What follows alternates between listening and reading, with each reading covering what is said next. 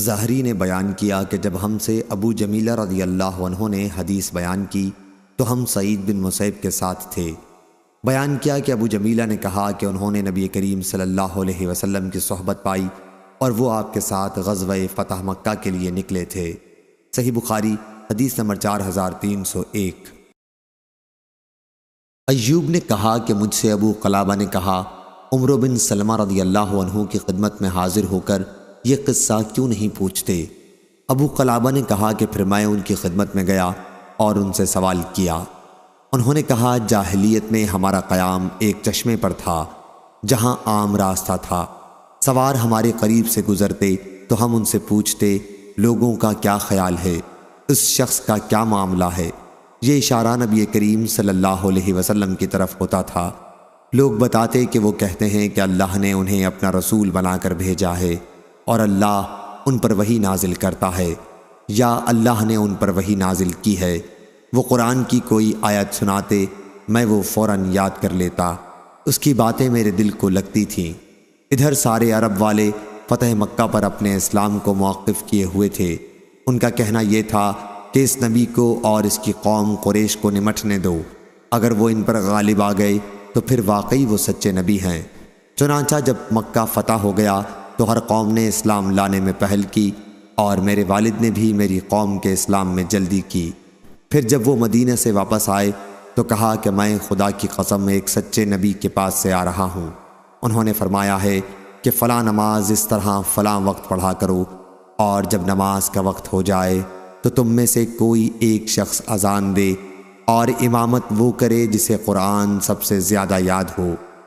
لوگوں نے اندازہ کیا کہ کسے قرآن سب سے زیادہ یاد ہے تو کوئی شخص ان کے قبیلے میں مجھ سے زیادہ قرآن یاد کرنے والا نہیں ملا، کیونکہ میں آنے جانے والے سواروں سے سن کر قرآن مجید یاد کر لیا کرتا تھا، اس لیے مجھے لوگوں نے امام بنایا، حالانکہ اس وقت میری عمر 6 یا 7 سال کی تھی اور میرے پاس ایک ہی چادر تھی۔ جب میں اسے لپیٹ کر سجدہ کرتا تو اوپر ہو جاتی اور پیچھے کی جگہ کھل جاتی۔ اس قبیلے کی ایک عورت نے کہا تم اپنے قاری کا چوتر تو پہلے چھپا دو۔ آخر انہوں نے کپڑا خریدا اور میرے لیے ایک قمیص بنائی۔ میں جتنا خوش اس قمیص سے ہوا اتنا کسی اور چیز سے نہیں ہوا تھا۔ صحیح بخاری حدیث نمبر 4302۔ امام مالک نے بیان کیا ان سے ابن شہاب نے، ان سے عروہ بن زبیر نے اور ان سے حضرت عائشہ رضی اللہ عنہا نے بیان کیا نبی کریم صلی اللہ علیہ وسلم سے۔ دوسری سند اور لیث بن سعد نے کہا مجھ سے یونس نے بیان کیا، ان سے ابن شہاب نے، انہیں عروہ بن زبیر نے خبر دی اور ان سے حضرت عائشہ رضی اللہ عنہا نے بیان کیا کہ عتبہ بن ابی وقاص نے مرتے وقت زمانہ جاہلیت میں اپنے بھائی سعد بن ابی وقاص رضی اللہ عنہ کو وصیت کی تھی کہ وہ زمعہ بن لیثی کی باندی سے پیدا ہونے والے بچے کو اپنے قبضے میں لے لیں۔ عتبہ نے کہا تھا وہ میرا لڑکا ہوگا۔ چنانچہ جب فتح مکہ کے موقع پر رسول اللہ صلی اللہ علیہ وسلم مکے میں داخل ہوئے تو سعد بن ابی وقاص رضی اللہ عنہ اس بچے کو لے کر حضور اکرم صلی اللہ علیہ وسلم کی خدمت میں حاضر ہوئے اور ان کے ساتھ عبد بن زمعہ بھی آئے۔ سعد بن ابی وقاص رضی اللہ عنہ نے تو یہ کہا یہ میرے بھائی کا لڑکا ہے، بھائی نے وصیت کی تھی کہ اسی کا لڑکا ہے، لیکن عبد بن زمعہ نے کہا یا رسول اللہ یہ میرا بھائی میرے والد زمعہ کا بیٹا ہے، کیونکہ انہی کے بستر پر پیدا ہوا ہے۔ حضرت صلی اللہ علیہ وسلم نے زمعہ کی باندی کے لڑکے کو دیکھا تو وہ واقعی سعد کے بھائی عتبہ بن ابی وقاص کی شکل پر تھا، لیکن حضور صلی اللہ علیہ وسلم نے قانون شریعت کے مطابق فیصلہ یہ کیا کہ اے عبد بن زمعہ تم ہی اس بچے کو رکھو، یہ تمہارا بھائی ہے کیونکہ یہ تمہارے والد کے فراش پر اس کی باندی کے بطن سے پیدا ہوا ہے۔ لیکن دوسری طرف ام المومنین سودا رضی اللہ عنہا سے جو زمعہ کی بیٹی تھی فرمایا سودا اس لڑکے سے پردہ کیا کرنا، کیونکہ آپ نے اس لڑکے میں عتبہ بن ابی وقاص رضی اللہ عنہ کی شباہت پائی تھی۔ ابن شہاب نے کہا ان سے عائشہ رضی اللہ عنہا نے بیان کیا کہ رسول کریم صلی اللہ علیہ وسلم نے فرمایا تھا لڑکا اس کا ہوتا ہے جس کی جورو یا لونڈی کے پیٹ سے پیدا ہوا ہو، اور زنا کرنے والے کے حصے میں سنگ ہی ہیں۔ ابن شہاب نے بیان کیا کہ ابو ہریرہ رضی اللہ عنہ اس حدیث کو پکار پکار کر بیان کیا کرتے تھے۔ صحیح بخاری حدیث نمبر 4303۔ عروہ بن زبیر نے خبر دی کہ غزوہ فتح مکہ کے موقع پر ایک عورت نے نبی کریم صلی اللہ علیہ وسلم کے عہد میں چوری کر لی تھی۔ اس عورت کی قوم گھبرائی ہوئی اسامہ بن زید رضی اللہ عنہ کے پاس آئی تاکہ وہ حضور صلی اللہ علیہ وسلم سے اس کی سفارش کر دیں کہ اس کا ہاتھ چوری کے جرم میں نہ کاٹا جائے۔ عروہ نے بیان کیا کہ جب اسامہ رضی اللہ عنہ نے اس کے بارے میں حضرت صلی اللہ علیہ وسلم سے گفتگو کی تو آپ کے چہرے مبارک کا رنگ بدل گیا اور آپ نے فرمایا، تم مجھ سے اللہ کی قائم کی ہوئی ایک حد کے بارے میں سفارش کرنے آئے ہو۔ اسامہ رضی اللہ عنہ نے عرض کیا، میرے لیے دعائے مغفرت کیجیے یا رسول اللہ۔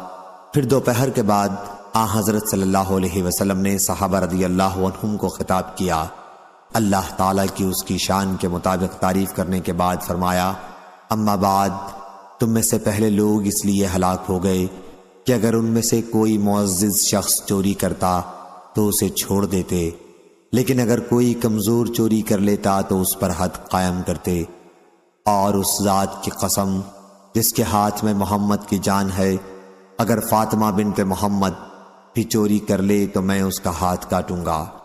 اس کے بعد حضور صلی اللہ علیہ وسلم نے اس عورت کے لیے حکم دیا اور ان کا ہاتھ کاٹ دیا گیا۔ پھر اس عورت نے صدقہ دل سے توبہ کر لی اور شادی بھی کر لی۔ حضرت عائشہ رضی اللہ عنہا نے بیان کیا کہ بعد میں وہ میرے یہاں آتی تھیں، ان کو اور کوئی ضرورت ہوتی تو میں رسول اللہ صلی اللہ علیہ وسلم کے سامنے پیش کر دیتی۔ صحیح بخاری حدیث نمبر 4304۔ مجاشع بن مسعود رضی اللہ عنہ نے بیان کیا کہ فتح مکہ کے بعد میں رسول اللہ صلی اللہ علیہ وسلم کی خدمت میں اپنے بھائی مجالد کو لے کر حاضر ہوا اور عرض کی کہ یا رسول اللہ، میں اسے اس لیے لے کر حاضر ہوا ہوں تاکہ آپ ہجرت پر اس سے بیعت لے لیں۔ حضور صلی اللہ علیہ وسلم نے فرمایا، ہجرت کرنے والے اس کی فضیلت و ثواب کو حاصل کر چکے، یعنی اب ہجرت کرنے کا زمانہ تو گزر چکا۔ میں نے عرض کیا، پھر آپ اس سے کس چیز پر بیعت لیں گے؟ حضور صلی اللہ علیہ وسلم نے فرمایا، ایمان، اسلام اور جہاد پر۔ ابھی عثمان نہدی نے کہا کہ پھر میں مجاشع کے بھائی ابو معبد مجالد سے ملا، وہ دونوں بھائیوں سے بڑے تھے۔ میں نے ان سے بھی اس حدیث کے متعلق پوچھا تو انہوں نے کہا کہ مجاشع نے حدیث ٹھیک طرح بیان کی ہے۔ صحیح بخاری حدیث نمبر 4305، 4306۔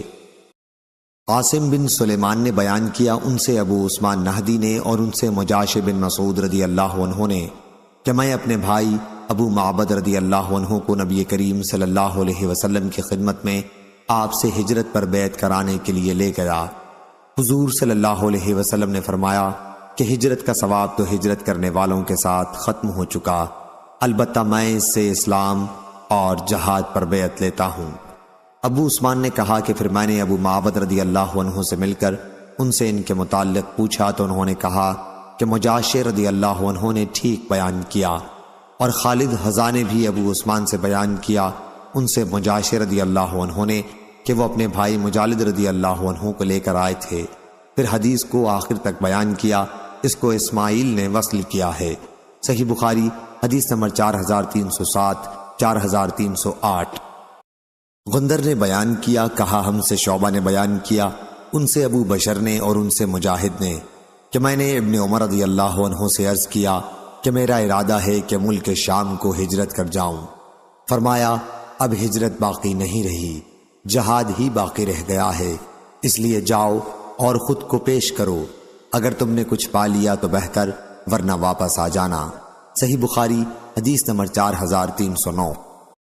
ابو بشر نے خبر دی، انہوں نے مجاہد سے سنا کہ جب میں نے عبداللہ بن عمر رضی اللہ عنہ سے عرض کیا تو انہوں نے کہا کہ اب ہجرت باقی نہیں رہی، یا فرمایا کہ رسول اللہ صلی اللہ علیہ وسلم کے بعد پھر ہجرت کہاں رہی؟ اگلی روایت کی طرح بیان کیا۔ صحیح بخاری حدیث نمبر 4310۔ یحییٰ بن حمزہ نے بیان کیا، انہوں نے کہا کہ مجھ سے ابو عمر اوزائی نے بیان کیا، ان سے عبدہ بن ابی لبابہ نے، ان سے مجاہد بن جبر مکی نے کہ عبداللہ بن عمر رضی اللہ عنہ کہا کرتے تھے کہ فتح مکہ کے بعد ہجرت باقی نہیں رہی۔ صحیح بخاری حدیث نمبر 4311۔ عطا بن ابی رباح نے بیان کیا کہ میں عبید بن عمیر کے ساتھ حضرت عائشہ رضی اللہ عنہا کی خدمت میں حاضر ہوا۔ عبید نے ان سے ہجرت کا مسئلہ پوچھا تو انہوں نے کہا کہ اب ہجرت باقی نہیں رہی۔ پہلے مسلمان اپنا دین بچانے کے لیے اللہ اور اس کے رسول کی طرف پناہ لینے کے لیے آتے تھے، اس خوف سے کہ کہیں دین کی وجہ سے فتنے میں نہ پڑ جائیں۔ اس لیے اب جب کہ اللہ تعالیٰ نے اسلام کو غالب کر دیا تو مسلمان جہاں بھی چاہے اپنے رب کی عبادت کر سکتا ہے۔ اب تو صرف جہاد اور جہاد کی نیت کا ثواب باقی ہے۔ صحیح بخاری حدیث نمبر 4312۔ حسن بن مسلم نے خبر دی اور انہیں مجاہد نے کہا کہ رسول اللہ صلی اللہ علیہ وسلم فتح مکہ کے دن خطبہ سنانے کھڑے ہوئے اور فرمایا، جس دن اللہ تعالیٰ نے آسمان و زمین کو پیدا کیا تھا اسی دن اس نے مکے کو حرمت والا شہر قرار دے دیا تھا، پس یہ شہر اللہ کے حکم کے مطابق قیامت تک کے لیے حرمت والا رہے گا، جو مجھ سے پہلے کبھی کسی کے لیے حلال نہیں ہوا اور نہ میرے بعد کسی کے لیے حلال ہوگا، اور میرے لیے بھی صرف ایک گھڑی کے لیے حلال ہوا تھا، یہاں حدود حرم میں شکار کے قابل جانور نہ چھیڑے جائیں، یہاں کے کانٹے دار درخت نہ کاٹے جائیں، نہ یہاں کی گھاس اکھاڑی جائے، اور یہاں پر گری پڑی چیز اس شخص کے سوا جو اعلان کرنے کا ارادہ رکھتا ہو اور کسی کے لیے اٹھانی جائز نہیں۔ اس پر حضرت عباس بن عبد المطلب رضی اللہ عنہ نے کہا، یا رسول اللہ، ازخر گھاس کی اجازت دیجیے، کیونکہ سناروں کے لیے اور مکانات کی تعمیر وغیرہ کے لیے یہ ضروری ہے۔ آپ خاموش ہو گئے، پھر فرمایا، ازخر اس حکم سے الگ ہے، اس کا کاٹنا حلال ہے۔ دوسری روایت ابن جرید سے اسی سند سے ایسی ہی ہے، انہوں نے عبد الکریم بن مالک سے، انہوں نے اکرمہ سے، انہوں نے ابن عباس سے اور ابو ہریرہ رضی اللہ عنہ نے بھی حضرت صلی اللہ علیہ وسلم سے ایسی ہی روایت کی ہے۔ صحیح بخاری حدیث نمبر 4313۔ یزید بن ہارون نے بیان کیا، کہا ہم کو اسماعیل بن ابی خالد نے خبر دی، انہوں نے بیان کیا کہ میں نے عبداللہ بن ابی اوفا رضی اللہ عنہ کے ہاتھ میں زخم کا نشان دیکھا، پھر انہوں نے بتلایا کہ مجھے یہ زخم اس وقت آیا تھا جب میں رسول اللہ صلی اللہ علیہ وسلم کے ساتھ غزوہ حنین میں شریک تھا۔ میں نے کہا، آپ حنین میں شریک تھے؟ انہوں نے کہا کہ اس سے بھی پہلے میں کئی غزوات میں شریک ہو چکا ہوں۔ صحیح بخاری حدیث نمبر 4314۔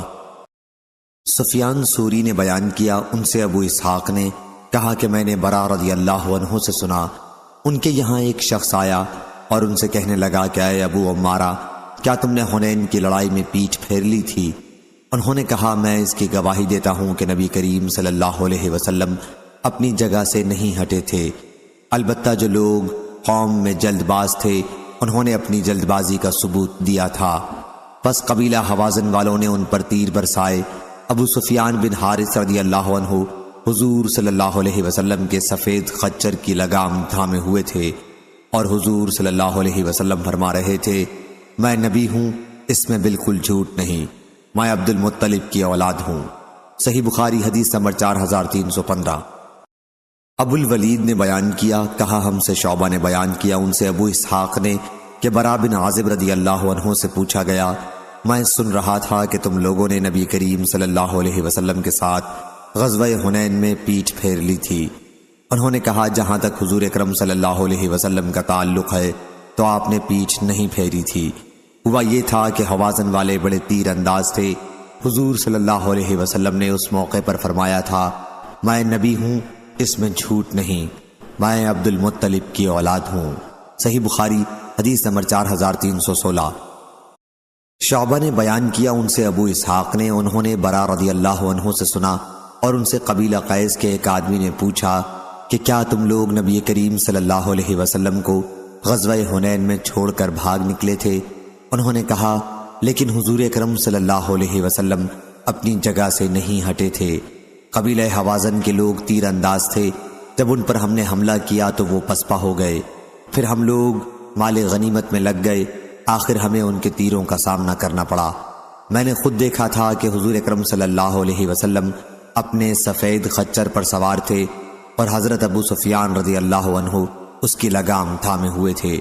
حضور صلی اللہ علیہ وسلم فرما رہے تھے، میں نبی ہوں، اس میں جھوٹ نہیں۔ اسرائیل اور زہیر نے بیان کیا، کہ بعد میں حضور صلی اللہ علیہ وسلم اپنے خچر سے اتر گئے۔ صحیح بخاری حدیث نمبر 4317۔ عقیل نے بیان کیا، ان سے ابن شہاب نے، دوسری سند اسحاق بن منصور نے بیان کیا، کہا ہم سے یعقوب بن ابراہیم نے بیان کیا، کہا ہم سے ابن شہاب کے بھتیجے محمد بن عبداللہ بن شہاب نے بیان کیا کہ محمد بن شہاب نے کہا کہ ان سے عروہ بن زبیر نے بیان کیا کہ انہیں مروان بن حکم اور مسعور بن مخرمہ رضی اللہ عنہ نے خبر دی کہ جب قبیلہ حوازن کا وفد مسلمان ہو کر حاضر ہوا تو رسول اللہ صلی اللہ علیہ وسلم رخصت دینے کھڑے ہوئے۔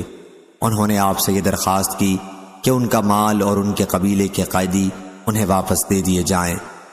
حضرت صلی اللہ علیہ وسلم نے فرمایا، جیسا کہ تم لوگ دیکھ رہے ہو میرے ساتھ کتنے اور لوگ بھی ہیں، اور دیکھو سچی بات مجھے سب سے زیادہ پسند ہے، اس لیے تم لوگ ایک ہی چیز پسند کر لو، یا تو اپنے قیدی لے لو یا مال لے لو۔ میں نے تم ہی لوگوں کے خیال سے قیدیوں کی تقسیم میں تاخیر کی تھی۔ حضور اکرم صلی اللہ علیہ وسلم کے طائف سے واپس ہو کر تقریباً 10 دن ان کا انتظار کیا تھا۔ آخر جب ان پر واضح ہو گیا کہ حضرت صلی اللہ علیہ وسلم انہیں صرف ایک ہی چیز واپس کریں گے تو انہوں نے کہا کہ پھر ہم اپنے قبیلے کے قیدیوں کی واپسی چاہتے ہیں۔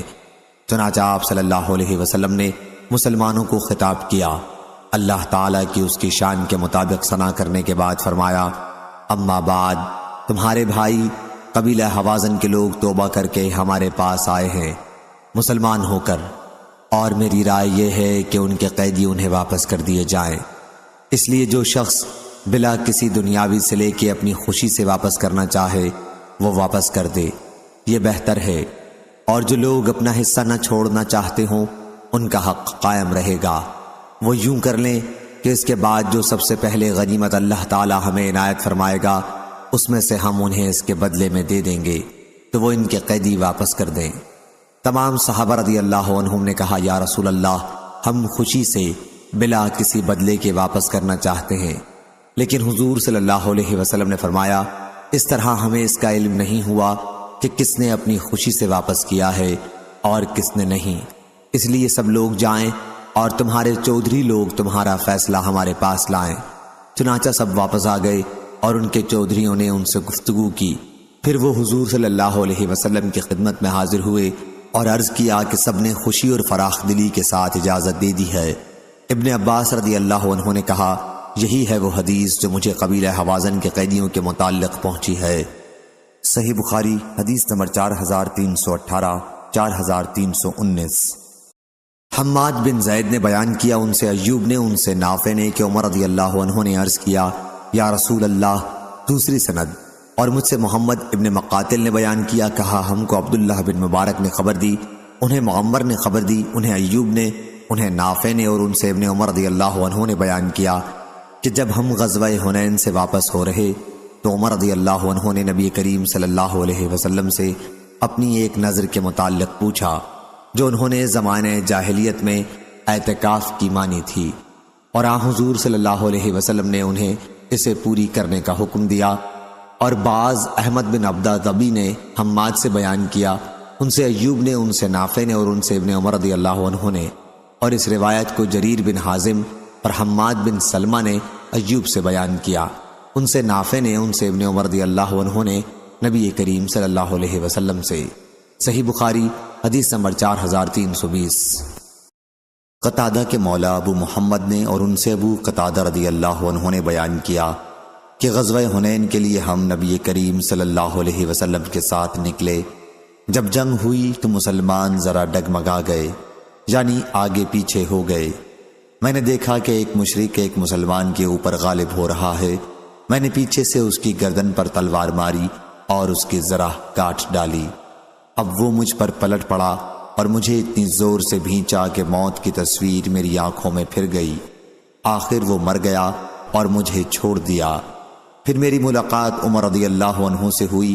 میں نے پوچھا لوگوں کو کیا ہو گیا ہے؟ انہوں نے فرمایا یہی اللہ عز و جل کا حکم ہے۔ پھر مسلمان پلٹے اور جنگ ختم ہو جانے کے بعد حضور صلی اللہ علیہ وسلم تشریف فرما ہوئے اور فرمایا جس نے کسی کو قتل کیا ہو اور اس کے لیے کوئی گواہ بھی رکھتا ہو تو اس کا تمام سامان اور ہتھیار اسے ہی ملے گا۔ میں نے اپنے دل میں کہا کہ میرے لیے کون گواہی دے گا؟ پھر میں بیٹھ گیا۔ بیان کیا کہ پھر آپ نے دوبارہ یہی فرمایا۔ اس مرتبہ پھر میں نے دل میں کہا کہ میرے لیے کون گواہی دے گا، اور پھر بیٹھ گیا۔ حضور صلی اللہ علیہ وسلم نے پھر اپنا فرمان دہرایا تو میں اس مرتبہ کھڑا ہو گیا۔ حضور صلی اللہ علیہ وسلم نے اس مرتبہ فرمایا، کیا بات ہے ابو قتادہ؟ میں نے آپ کو بتایا تو ایک صاحب اسود بن خزائی اسلمی نے کہا کہ یہ سچ کہتے ہیں اور ان کے مقتول کا سامان میرے پاس ہے، آپ میرے حق میں انہیں راضی کر دیں کہ سامان مجھ سے نہ لیں۔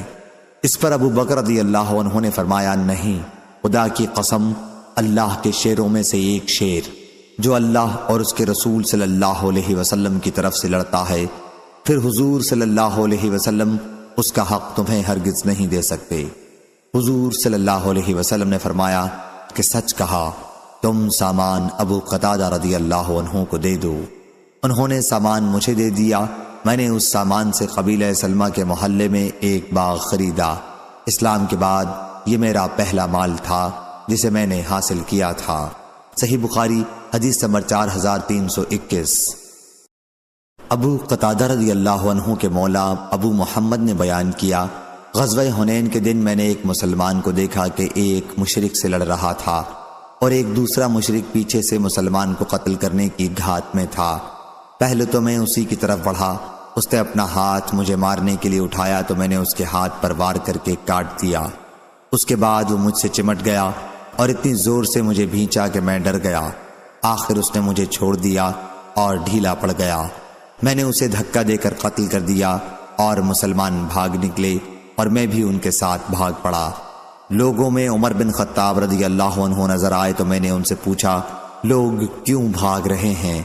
انہوں نے فرمایا کہ اللہ تعالیٰ کا یہی حکم ہے۔ پھر لوگ حضرت صلی اللہ علیہ وسلم کے پاس آ کر جمع ہو گئے۔ حضور صلی اللہ علیہ وسلم نے فرمایا کہ جو شخص اس پر گواہ قائم کر دے گا کہ کسی مقتول کو اسی نے قتل کیا ہے تو اس کا سارا سامان اسے ملے گا۔ میں اپنے مقتول پر گواہ کے لیے اٹھا لیکن مجھے کوئی گواہ دکھائی نہ دیا۔ آخر میں بیٹھ گیا۔ پھر میرے سامنے ایک صورت آئی۔ میں نے اپنے معاملے کی اطلاع حضور اکرم صلی اللہ علیہ وسلم کو دی۔ آپ کے پاس بیٹھے ہوئے ایک صاحب اسود بن خزائی اسلمی رضی اللہ عنہ نے کہا کہ ان کے مقتول کا ہتھیار میرے پاس ہے، آپ میرے حق میں انہیں راضی کر دیں۔ اس پر حضرت ابو بکر رضی اللہ عنہ نے کہا، ہرگز نہیں، اللہ کے شیروں میں سے ایک شیر کو چھوڑ کر جو اللہ اور اس کے رسول کے لیے جنگ کرتا ہے، اس کا حق قریش کے ایک بزدل کو حضرت صلی اللہ علیہ وسلم نہیں دے سکتے۔ ابو قتادہ رضی اللہ عنہ نے بیان کیا، چنانچہ حضور صلی اللہ علیہ وسلم کھڑے ہوئے اور مجھے وہ سامان عطا فرمایا۔ میں نے اس سے ایک باغ خریدا اور یہ سب سے پہلا مال تھا جسے میں نے اسلام لانے کے بعد حاصل کیا تھا۔ صحیح بخاری حدیث نمبر 4322۔ ابو اسامہ نے بیان کیا، ان سے برید بن عبداللہ نے، ان سے ابو بردہ نے اور ان سے ابو موسیٰ اشعری رضی اللہ عنہ نے کہ جب رسول اللہ صلی اللہ علیہ وسلم غزوہ حنین سے فارغ ہو گئے تو آپ نے ایک دستے کے ساتھ ابو عامر رضی اللہ عنہ کو وادی اوتاس کی طرف بھیجا۔ اس معرکے میں درید ابن الصمت سے مقابلہ ہوا۔ درید قتل کر دیا گیا اور اللہ تعالیٰ نے اس کے لشکر کو شکست دے دی۔ ابو موسیٰ اشعری رضی اللہ عنہ نے بیان کیا کہ ابو عامر رضی اللہ عنہ کے ساتھ حضرت صلی اللہ علیہ وسلم نے مجھے بھی بھیجا تھا۔ ابو عامر رضی اللہ عنہ کے گھٹنے میں تیر آ کر لگا۔ بنی جاشم کے ایک شخص نے ان پر تیر مارا تھا اور ان کے گھٹنے میں اتار دیا تھا۔ میں ان کے پاس پہنچا اور کہا، چچا، یہ تیر آپ پر کس نے پھینکا ہے؟ انہوں نے ابو موسیٰ رضی اللہ عنہ کو اشارے سے بتایا کہ وہ جاشمی میرا قاتل ہے جس نے مجھے نشانہ بنایا ہے۔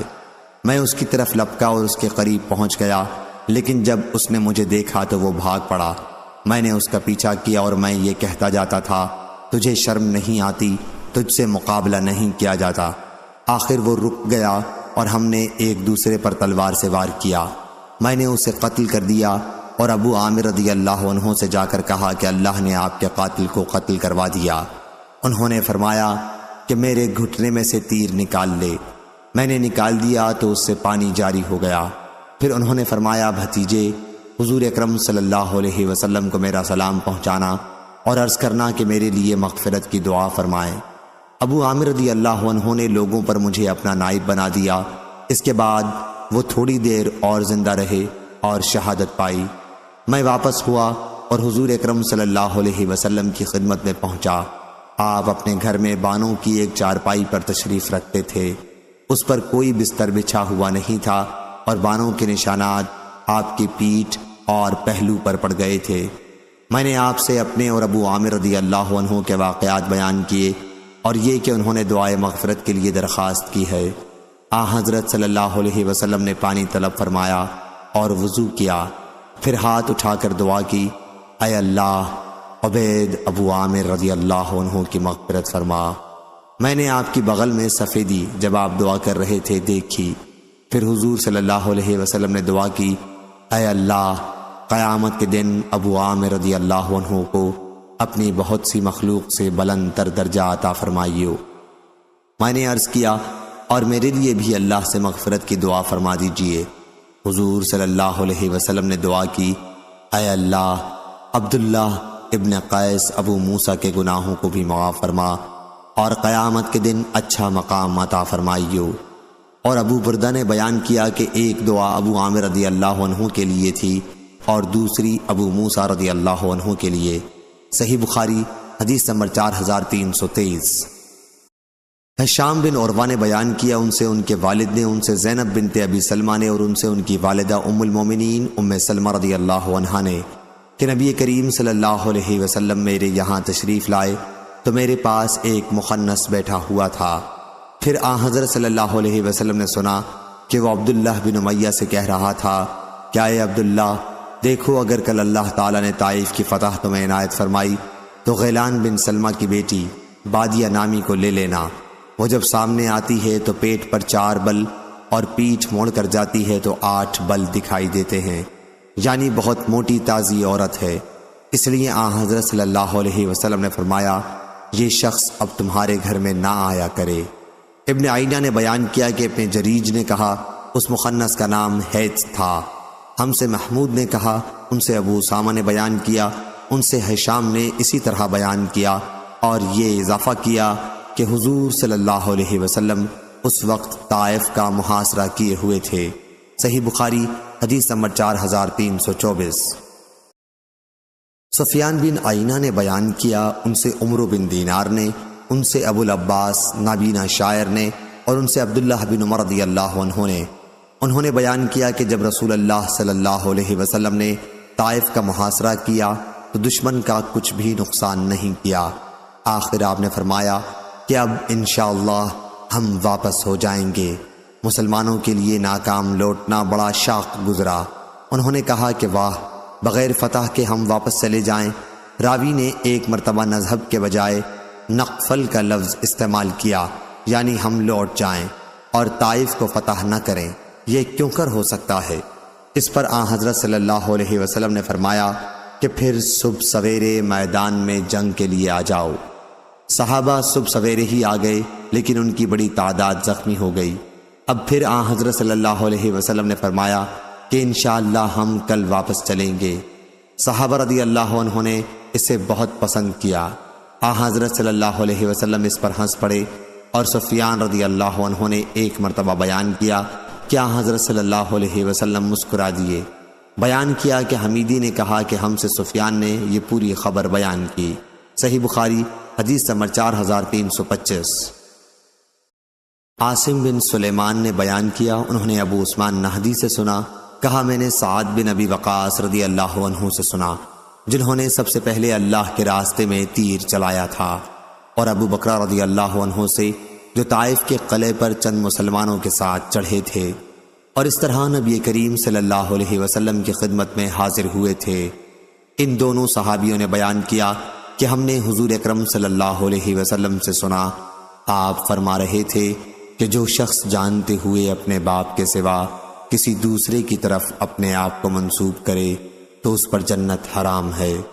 اور ہشام نے بیان کیا اور انہیں معمر نے خبر دی، انہیں عاصم نے، انہیں ابو العالیہ یا ابو عثمان نہدی نے کہا کہ میں نے سعد بن ابی وقاص رضی اللہ عنہ اور ابو بکر رضی اللہ عنہ سے سنا کہ نبی کریم صلی اللہ علیہ وسلم نے فرمایا، عاصم نے بیان کیا کہ میں نے ابو العالیہ یا ابو عثمان نہدی رضی اللہ عنہ سے کہا، آپ سے روایت ایسے دو اصحاب سعد اور ابو بکر رضی اللہ عنہ نے بیان کی ہے کہ یقین کے لیے ان کے نام کافی ہیں۔ انہوں نے کہا، یقیناً ان میں سے ایک سعد بن ابی وقاص رضی اللہ عنہ تو وہ ہیں جنہوں نے اللہ کے راستے میں سب سے پہلے تیر چلایا تھا، اور دوسرے ابو بکر رضی اللہ عنہ وہ ہیں جو 30ویں آدمی تھے ان لوگوں میں جو طائف کے قلعے سے اتر کر حضرت صلی اللہ علیہ وسلم کے پاس آئے تھے۔ صحیح بخاری حدیث نمبر 4326 4327۔ ابو موسیٰ اشعری رضی اللہ عنہ نے بیان کیا کہ میں نبی کریم صلی اللہ علیہ وسلم کے قریب ہی تھا جب آپ جعرانہ سے، جو مکہ اور مدینہ کے درمیان میں ایک مقام ہے، اتر رہے تھے۔ آپ کے ساتھ بلال رضی اللہ عنہ تھے۔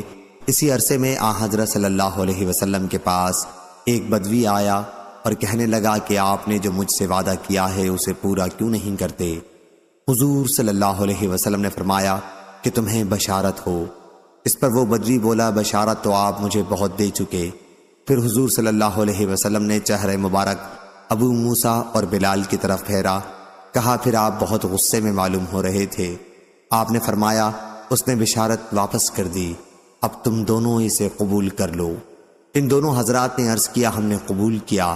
پھر آپ نے پانی کا ایک پیالہ طلب فرمایا اور اپنے دونوں ہاتھوں اور چہرے کو اس میں دھویا اور اسی میں کلی کی، اور ابو موسیٰ اشعری رضی اللہ عنہ اور بلال رضی اللہ عنہ ہر دو سے فرمایا کہ اس کا پانی پی لو اور اپنے چہروں اور سینوں پر اسے ڈال لو اور بشارت حاصل کرو۔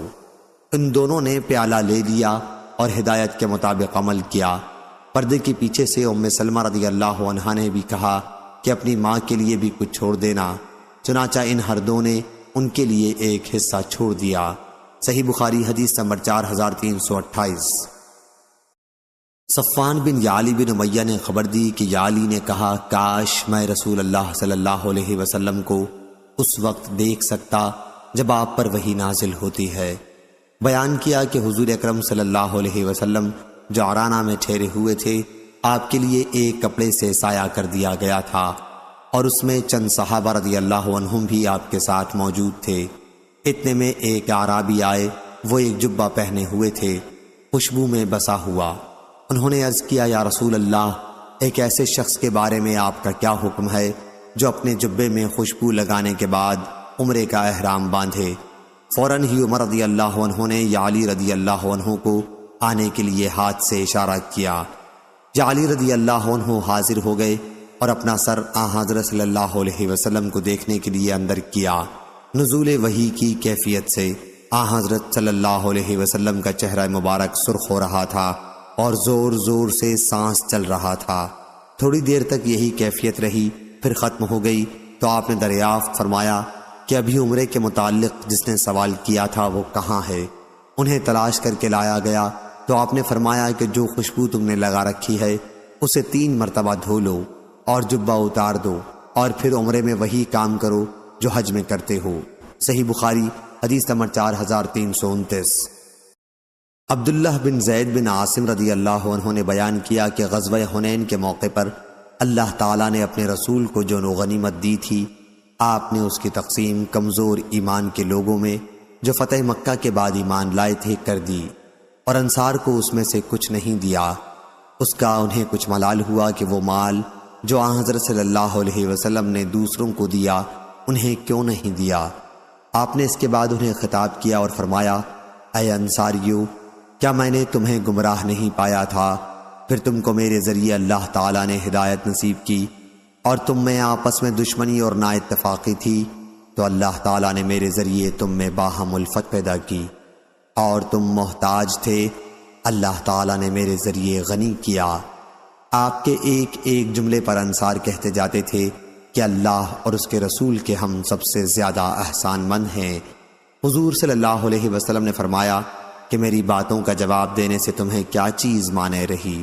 بیان کیا کہ حضور صلی اللہ علیہ وسلم کے ہر اشارے پر انصار عرض کرتے جاتے کہ اللہ اور اس کے رسول کے ہم سب سے زیادہ احسان مند ہیں۔ پھر حضور صلی اللہ علیہ وسلم نے فرمایا کہ اگر تم چاہتے ہو تو مجھ سے اس طرح بھی کہہ سکتے تھے کیا آپ آئے تو لوگ آپ کو جھٹلا رہے تھے لیکن ہم نے آپ کی تصدیق کی وغیرہ۔ کیا تم اس پر خوش نہیں ہو کہ جب لوگ اونٹ اور بکریاں لے جا رہے ہوں گے تو تم اپنے گھروں کی طرف رسول اللہ صلی اللہ علیہ وسلم کو ساتھ لیے جا رہے ہوگے؟ اگر ہجرت کی فضیلت نہ ہوتی تو میں بھی انصار کا ایک آدمی بن جاتا۔ لوگ خواہ کسی گھاٹی یا وادی میں چلیں، میں تو انصار کی وادی اور گھاٹی میں چلوں گا۔ انصار اس کپڑے کی طرح ہیں، یعنی استر جو ہمیشہ جسم سے لگا رہتا ہے، اور دوسرے لوگ اوپر کے کپڑے کی طرح ہیں، یعنی ابرا۔ تم لوگ انصار دیکھو گے کہ میرے بعد تم پر دوسروں کو ترجیح دی جائے گی۔ تم ایسے وقت میں صبر کرنا یہاں تک کہ مجھ سے حوض پر آ ملو۔ صحیح بخاری حدیث نمبر 4330۔ انس بن مالک رضی اللہ عنہ نے خبر دی، بیان کیا کہ جب قبیلہ حوازن کے مال میں سے اللہ تعالیٰ اپنے رسول کو جو دینا تھا وہ دیا تو انصار کے کچھ لوگوں کو رنج ہوا، کیونکہ حضرت صلی اللہ علیہ وسلم نے کچھ لوگوں کو 100 اونٹ دے دیے تھے۔ کچھ لوگوں نے کہا کہ اللہ اپنے رسول کی مغفرت کرے، قریش کو تو آپ عنایت فرما رہے ہیں اور ہم کو چھوڑ دیا ہے، حالانکہ ابھی ہماری تلواروں سے ان کا خون ٹپک رہا ہے۔ انس رضی اللہ عنہ نے بیان کیا کہ انصار کی یہ بات حضور اکرم صلی اللہ علیہ وسلم کے کان میں آئی تو آپ نے انہیں بلا بھیجا اور چمڑے کے ایک خیمے میں انہیں جمع کیا۔ ان کے ساتھ ان کے علاوہ کسی کو بھی آپ نے نہیں بلایا تھا۔ جب سب لوگ جمع ہو گئے تو آپ صلی اللہ علیہ وسلم کھڑے ہوئے اور فرمایا، تمہاری جو بات مجھے معلوم ہوئی ہے کیا وہ صحیح ہے؟ انصار کے جو سمجھدار لوگ تھے انہوں نے عرض کیا، یا رسول اللہ، جو لوگ ہمارے معزز اور سردار ہیں انہوں نے ایسی کوئی بات نہیں کہی ہے، البتہ ہمارے کچھ لوگ جو ابھی نو عمر ہیں انہوں نے کہا ہے کہ اللہ رسول اللہ صلی اللہ علیہ وسلم کی مغفرت کرے، قریش کو آپ دے رہے ہیں اور ہمیں چھوڑ دیا ہے، حالانکہ ابھی ہماری تلواروں سے ان کا خون ٹپک رہا ہے۔ حضرت صلی اللہ علیہ وسلم نے اس پر فرمایا، میں ایسے لوگوں کو دیتا ہوں جو ابھی نئے نئے اسلام میں داخل ہوئے ہیں، اس طرح میں ان کی دلجوئی کرتا ہوں۔ کیا تم اس پر راضی نہیں ہو کہ دوسرے لوگ تو مال و دولت ساتھ لے جائیں اور تم نبی صلی اللہ علیہ وسلم کو اپنے ساتھ اپنے گھر لے جاؤ؟ خدا کی قسم کہ جو چیز تم اپنے ساتھ لے جاؤ گے وہ اس سے بہتر ہے جو وہ لے جا رہے ہیں۔ انصار نے عرض کیا، یا رسول اللہ، ہم اس پر راضی ہیں۔ اس کے بعد حضرت صلی اللہ علیہ وسلم نے فرمایا، میرے بعد تم دیکھو گے کہ تم پر دوسروں کو ترجیح دی جائے گی، اس وقت صبر کرنا یہاں تک کہ اللہ اور اس کے رسول صلی اللہ علیہ وسلم سے آ ملو، میں حوض کوثر پر ملوں گا۔ انس رضی اللہ عنہ نے کہا، لیکن انصار نے صبر نہیں کیا۔ صحیح بخاری حدیث نمبر 4331۔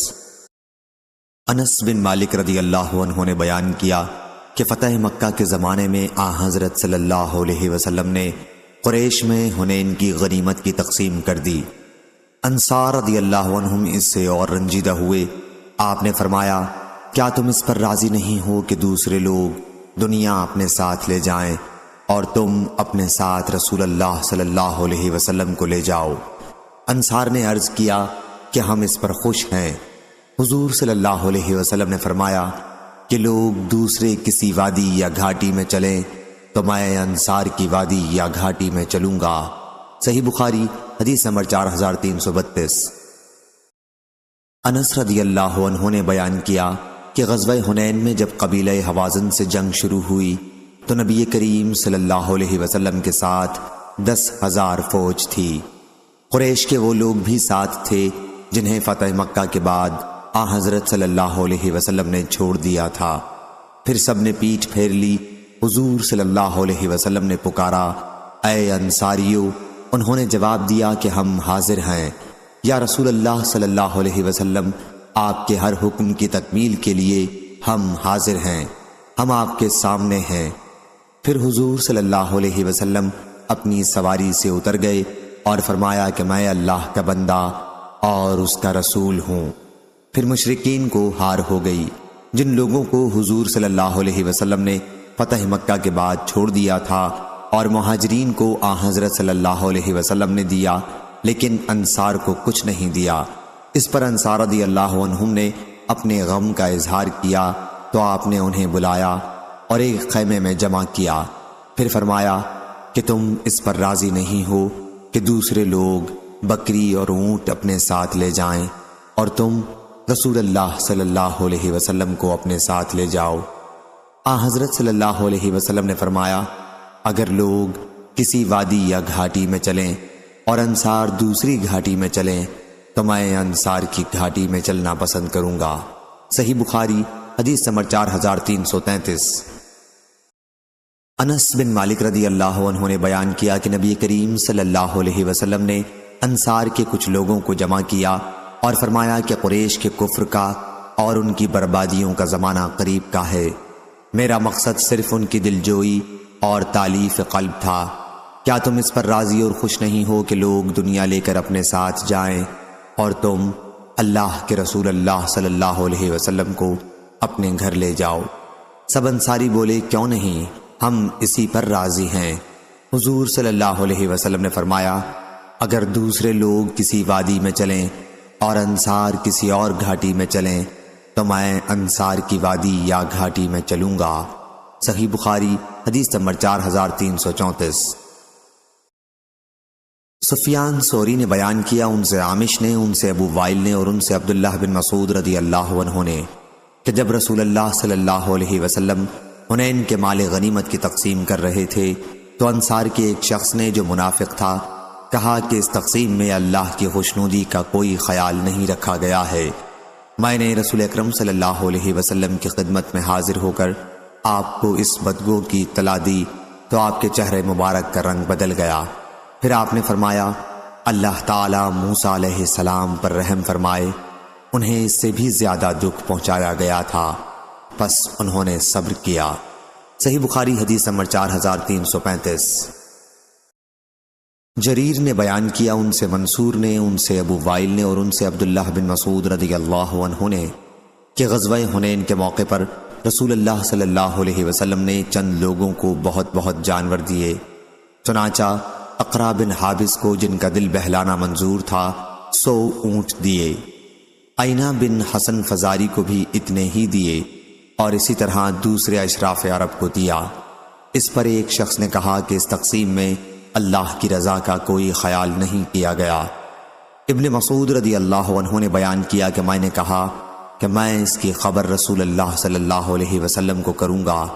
جب حضرت صلی اللہ علیہ وسلم نے یہ کلمہ سنا تو فرمایا اللہ موسیٰ پر رحم فرمائے کہ انہیں اس سے بھی زیادہ دکھ دیا گیا تھا لیکن انہوں نے صبر کیا۔ صحیح بخاری حدیث نمبر 4336۔ انس بن مالک رضی اللہ عنہ نے بیان کیا کہ جب حنین کا دن ہوا تو قبیلہ حوازن اور غطفان اپنے مویشی اور بال بچوں کو ساتھ لے کر جنگ کے لیے نکلے۔ اس وقت حضرت صلی اللہ علیہ وسلم کے ساتھ 10,000 کا لشکر تھا۔ ان میں کچھ لوگ وہ بھی تھے جنہیں حضور صلی اللہ علیہ وسلم نے فتح مکہ کے بعد احسان رکھ کر چھوڑ دیا تھا۔ پھر ان سب نے پیٹھ پھیر لی اور حضور اکرم صلی اللہ علیہ وسلم تنہا رہ گئے۔ اس دن حضور صلی اللہ علیہ وسلم نے 2 مرتبہ پکارا، دونوں پکار ایک دوسرے سے الگ الگ تھیں۔ آپ نے دائیں طرف متوجہ ہو کر پکارا اے انصاریو، انہوں نے جواب دیا ہم حاضر ہیں یا رسول اللہ، آپ کو بشارت ہو ہم آپ کے ساتھ ہیں، لڑنے کو تیار ہیں۔ پھر آپ بائیں طرف متوجہ ہوئے اور آواز دی اے انصاریو، انہوں نے ادھر سے جواب دیا کہ ہم حاضر ہیں یا رسول اللہ، بشارت ہو ہم آپ کے ساتھ ہیں۔ حضور صلی اللہ علیہ وسلم اس وقت ایک سفید خچر پر سوار تھے۔ پھر آپ اتر گئے اور فرمایا میں اللہ کا بندہ اور اس کا رسول ہوں۔ انجام کار کافروں کو ہار ہوئی اور اس لڑائی میں بہت زیادہ غنیمت حاصل ہوئی۔ حضور صلی اللہ علیہ وسلم نے اسے مہاجرین میں اور قریشیوں میں تقسیم کر دیا جنہیں فتح مکہ کے موقع پر احسان رکھ کر چھوڑ دیا تھا۔ انصار کو اس میں سے کچھ نہیں عطا فرمایا۔ انصار کے بعض نوجوانوں نے کہا کہ جب سخت وقت آتا ہے تو ہمیں بلایا جاتا ہے اور غنیمت دوسروں کو تقسیم کر دی جاتی ہے۔ یہ بات حضور اکرم صلی اللہ علیہ وسلم تک پہنچی تو آپ نے انصار کو ایک خیمے میں جمع کیا اور فرمایا اے انصاریو، کیا وہ بات صحیح ہے جو تمہارے بارے میں مجھے معلوم ہوئی ہے؟ اس پر وہ خاموش ہو گئے۔ پھر حضور صلی اللہ علیہ وسلم نے فرمایا، اے انصاریو، کیا تم اس پر خوش نہیں ہو کہ لوگ دنیا اپنے ساتھ لے جائیں گے اور تم رسول اللہ صلی اللہ علیہ وسلم کو اپنے گھر لے جاؤ گے؟ انصاریوں نے عرض کیا، ہم اسی پر خوش ہیں۔ اس کے بعد حضور صلی اللہ علیہ وسلم نے فرمایا کہ اگر لوگ کسی وادی میں چلیں اور انصار کسی گھاٹی میں چلیں تو میں انصار ہی کی گھاٹی میں چلنا پسند کروں گا۔ اس پر ہشام نے پوچھا، اے ابو حمزہ، کیا آپ وہاں موجود تھے؟ انہوں نے کہا کہ میں حضور صلی اللہ علیہ وسلم سے غائب ہی کب ہوتا تھا۔ صحیح بخاری حدیث نمبر 4337۔ عبداللہ بن عمر رضی اللہ عنہ نے بیان کیا کہ نبی کریم صلی اللہ علیہ وسلم نے نجد کی طرف ایک لشکر روانہ کیا تھا، میں بھی اس میں شریک تھا۔ اس میں ہمارا حصہ مال غنیمت میں 12 اونٹ پڑے اور ایک ایک اونٹ ہمیں اور فالتو دیا گیا۔ اس طرح ہم 13 اونٹ ساتھ لے کر واپس آئے۔ صحیح بخاری حدیث نمبر 4338۔ معمر نے خبر دی۔ دوسری سند نعیم بن حماد نے بیان کیا، کہا ہم کو عبداللہ بن مبارک نے خبر دی، انہیں معمر نے، انہیں زہری نے، انہیں سالم نے اور ان سے ان کے والد عبداللہ بن عمر رضی اللہ عنہ نے بیان کیا کہ نبی کریم صلی اللہ علیہ وسلم نے خالد بن ولید رضی اللہ عنہ کو بنی جزیمہ کی طرف بھیجا۔ خالد بن ولید نے انہیں اسلام کی دعوت دی، لیکن انہیں اسلمنا، ہم اسلام لائے کہنا نہیں آتا تھا۔ اس کے بجائے وہ سبانا ہم بے دین ہو گئے، یعنی اپنے آبائے دین سے ہٹ گئے کہنے لگے۔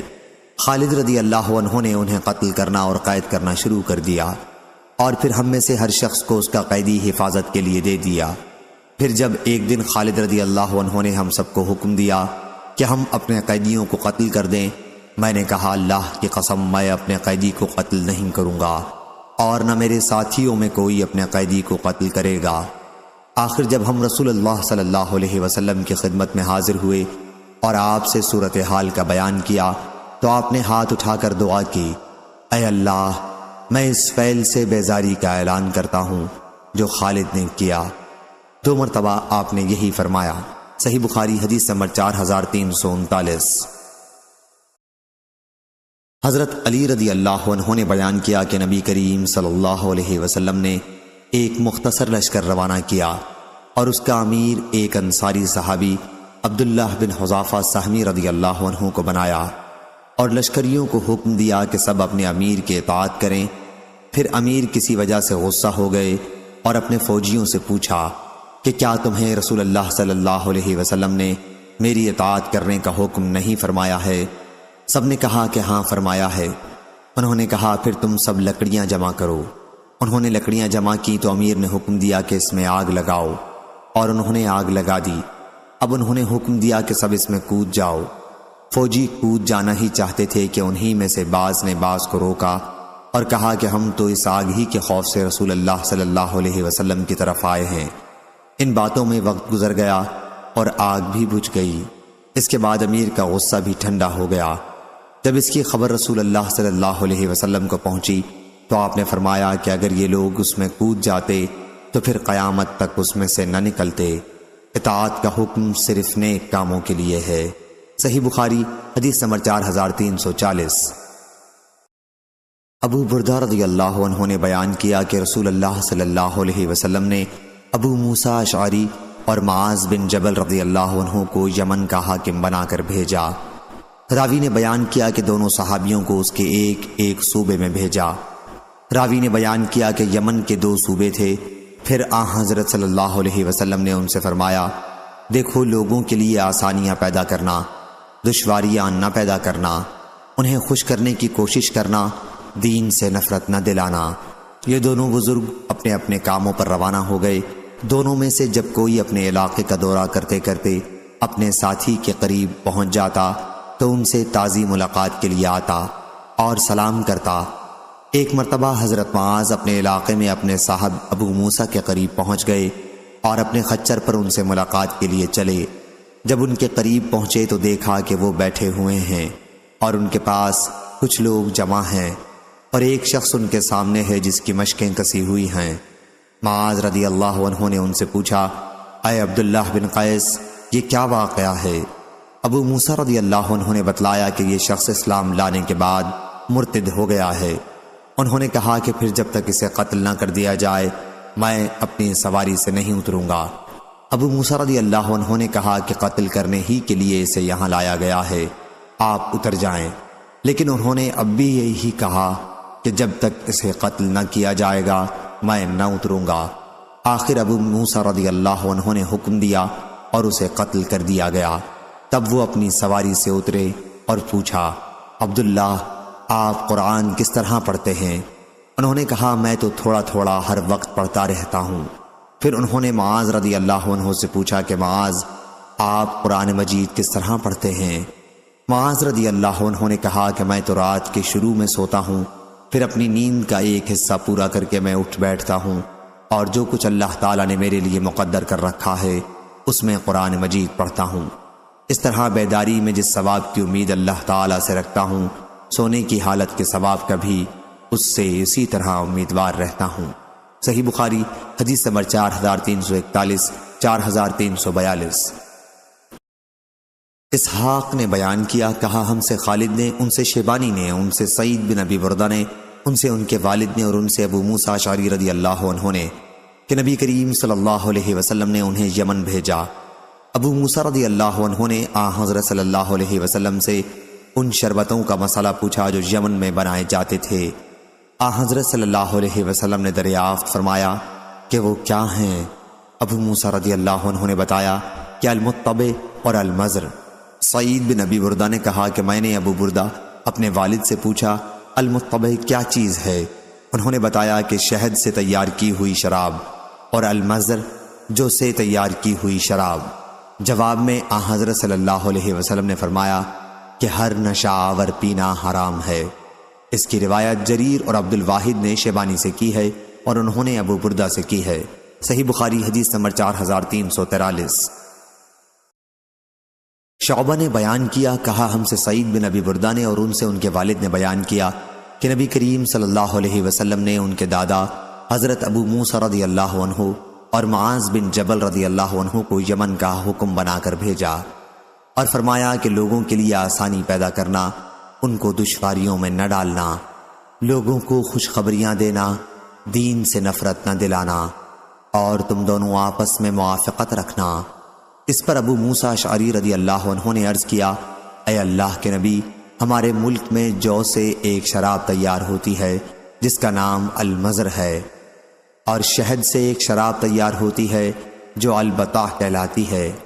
آپ صلی اللہ علیہ وسلم نے فرمایا کہ ہر نشہ لانے والی چیز حرام ہے۔ پھر دونوں بزرگ روانہ ہوئے۔ معاذ رضی اللہ عنہ نے ابو موسیٰ رضی اللہ عنہ سے پوچھا، آپ قرآن کس طرح پڑھتے ہیں؟ انہوں نے بتایا کہ کھڑے ہو کر بھی، بیٹھ کر بھی، اور اپنی سواری پر بھی، اور میں تھوڑے تھوڑے عرصے بعد پڑھتا ہی رہتا ہوں۔ معاذ رضی اللہ عنہ نے کہا، لیکن میرا معمول یہ ہے کہ شروع رات میں سو جاتا ہوں اور پھر بیدار ہو جاتا ہوں۔ اس طرح میں اپنی نیند پر بھی ثواب کا امیدوار ہوں، جس طرح بیدار ہو کر عبادت کرنے پر ثواب کی مجھے امید ہے۔ اور انہوں نے ایک خیمہ لگا لیا اور ایک دوسرے سے ملاقات برابر ہوتی رہتی۔ ایک مرتبہ معاذ رضی اللہ عنہ ابو موسیٰ رضی اللہ عنہ سے ملنے کے لیے آئے، دیکھا ایک شخص بندھا ہوا ہے، پوچھا یہ کیا بات ہے؟ ابو موسیٰ رضی اللہ عنہ نے بتلایا کہ یہ ایک یہودی ہے، پہلے خود اسلام لایا اور اب یہ مرتد ہو گیا ہے۔ معاذ رضی اللہ عنہ نے کہا کہ میں اسے قتل کیے بغیر ہرگز نہ رہوں گا۔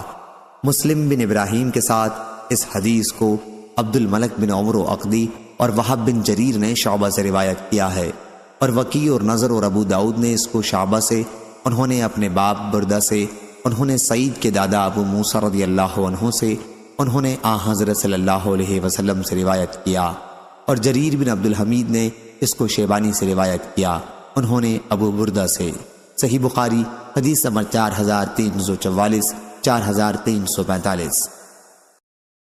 قیس بن مسلم نے بیان کیا، کہا میں نے طارق بن شہاب سے سنا، انہوں نے کہا کہ مجھ سے ابو موسیٰ اشعری رضی اللہ عنہ نے کہا کہ مجھے رسول اللہ صلی اللہ علیہ وسلم نے میری قوم کے وطن یمن میں بھیجا، پھر میں آیا تو حضرت صلی اللہ علیہ وسلم مکے کی وادی ابطح میں پڑاؤ کیے ہوئے تھے۔ آپ نے دریافت فرمایا، عبداللہ بن قیس تم نے حج کا احرام باندھ لیا؟ میں نے عرض کیا جی ہاں یا رسول اللہ۔ آپ نے دریافت فرمایا کلمات احرام کس طرح کہے؟ بیان کیا کہ میں نے عرض کیا کہ یوں کلمات ادا کیے ہیں، اے اللہ میں حاضر ہوں، اور جس طرح آپ نے احرام باندھا ہے میں نے بھی اسی طرح باندھا ہے۔ فرمایا تم اپنے ساتھ قربانی کا جانور بھی لائے ہو؟ میں نے کہا کہ کوئی جانور تو میں اپنے ساتھ نہیں لایا۔ فرمایا تم پھر پہلے بیت اللہ کا طواف اور صفا اور مروہ کی سعی کر لو، ان رکنوں کی ادائیگی کے بعد حلال ہو جانا۔ میں نے اسی طرح کیا اور بنو قیس کی خاتون نے میرے سر میں کنگھا کیا، اور اسی قاعدے پر ہم اس وقت تک چلتے رہے جب تک حضرت عمر رضی اللہ عنہ خلیفہ ہوئے۔ اسی کو حج تمتع کہتے ہیں، اور یہ بھی سنت ہے۔ صحیح بخاری حدیث نمبر 4346۔ معاذ رضی اللہ عنہ نے بیان کیا کہ جب وہ یمن پہنچے تو یمن والوں کو صبح کی نماز پڑھائی، اور نماز میں آیت وَاتَّخَذُوا اللَّهَ إِبْرَاهِيمَ خَلِيلًا کی قرات کی، تو ان میں سے ایک صاحب نماز ہی میں بولے کہ ابراہیم کی والدہ کی آنکھیں ٹھنڈی ہو گئی ہوں گی۔ معاذ بن معاذ بغوی نے شعبہ سے، انہوں نے حبیب سے، انہوں نے سعید سے، انہوں نے عمرو بن میمون سے اس حدیث میں صرف اتنا بڑھایا ہے کہ نبی کریم صلی اللہ علیہ وسلم نے معاذ رضی اللہ عنہ کو یمن بھیجا۔ وہاں انہوں نے صبح کی نماز میں سورہ نساء پڑھی۔ جب اس آیت پر پہنچے وَاتَّخَذُوا اللَّهَ إِبْرَاهِيمَ خَلِيلًا، ایک صاحب جو ان میں کھڑے ہوئے تھے کہا کہ ابراہیم کے والدہ کی آنکھ ٹھنڈی ہو گئی ہوگی۔ صحیح بخاری حدیث نمبر 4348۔ ابو اسحاق نے کہا کہ میں نے برا بن عازب رضی اللہ عنہ سے سنا کہ رسول اللہ صلی اللہ علیہ وسلم نے ہمیں خالد بن ولید کے ساتھ یمن بھیجا۔ بیان کیا کہ پھر اس کے بعد ان کی جگہ حضرت علی رضی اللہ عنہ کو بھیجا، اور آپ نے انہیں ہدایت کی کہ خالد رضی اللہ عنہ کے ساتھیوں سے کہو کہ جو ان میں سے تمہارے ساتھ یمن میں رہنا چاہے وہ تمہارے ساتھ پھر یمن کو لوٹ جائے، اور جو وہاں سے واپس آنا چاہے وہ چلا آئے۔ برا رضی اللہ عنہ کہتے ہیں کہ میں ان لوگوں میں سے تھا جو یمن کو لوٹ گئے۔ انہوں نے بیان کیا کہ مجھے غنیمت میں کئی اوقیہ چاندی کے ملے تھے۔ صحیح بخاری حدیث نمبر 4349۔ بریدہ بن حصیب نے بیان کیا کہ نبی کریم صلی اللہ علیہ وسلم نے خالد بن ولید رضی اللہ عنہ کی جگہ حضرت علی رضی اللہ عنہ کو یمن بھیجا تاکہ غنیمت کے خمس 5واں حصہ کو ان سے لے آئیں۔ مجھے حضرت علی رضی اللہ عنہ سے بہت بغض تھا اور میں نے انہیں غسل کرتے دیکھا تھا۔ میں نے حضرت خالد رضی اللہ عنہ سے کہا تم دیکھتے ہو علی رضی اللہ عنہ نے کیا کیا، اور ایک لونڈی سے صحبت کی۔ پھر جب ہم حضرت صلی اللہ علیہ وسلم کی خدمت میں حاضر ہوئے تو میں نے آپ سے بھی اس کا ذکر کیا۔ آپ نے دریافت فرمایا وریدہ کیا تمہیں علی رضی اللہ عنہ کی طرف سے بغض ہے؟ میں نے عرض کیا کہ جی ہاں۔ فرمایا علی رضی اللہ عنہ سے دشمنی نہ رکھنا، کیونکہ خمس غنیمت کے 5ویں حصے میں اس کا اس سے بھی زیادہ حق ہے۔ صحیح بخاری حدیث نمبر 4350۔ ابو سعید خدری رضی اللہ عنہ کہتے تھے کہ یمن سے علی بن ابی طالب رضی اللہ عنہ نے رسول اللہ صلی اللہ علیہ وسلم کے پاس بیری کے پتوں سے دباغت یہ چمڑے کے ایک تھیلے میں سونے کے چند ڈلے بھیجے۔ ان سے کان کی مٹی بھی ابھی صاف نہیں کی گئی تھی۔ راوی نے بیان کیا کہ پھر حضرت صلی اللہ علیہ وسلم نے وہ سونا 4 آدمیوں میں تقسیم کر دیا، عینہ بن بدر، اقرا بن حابس، زید بن خیل، اور چوتھے علقمہ رضی اللہ عنہ یا عامر بن طفیل رضی اللہ عنہ۔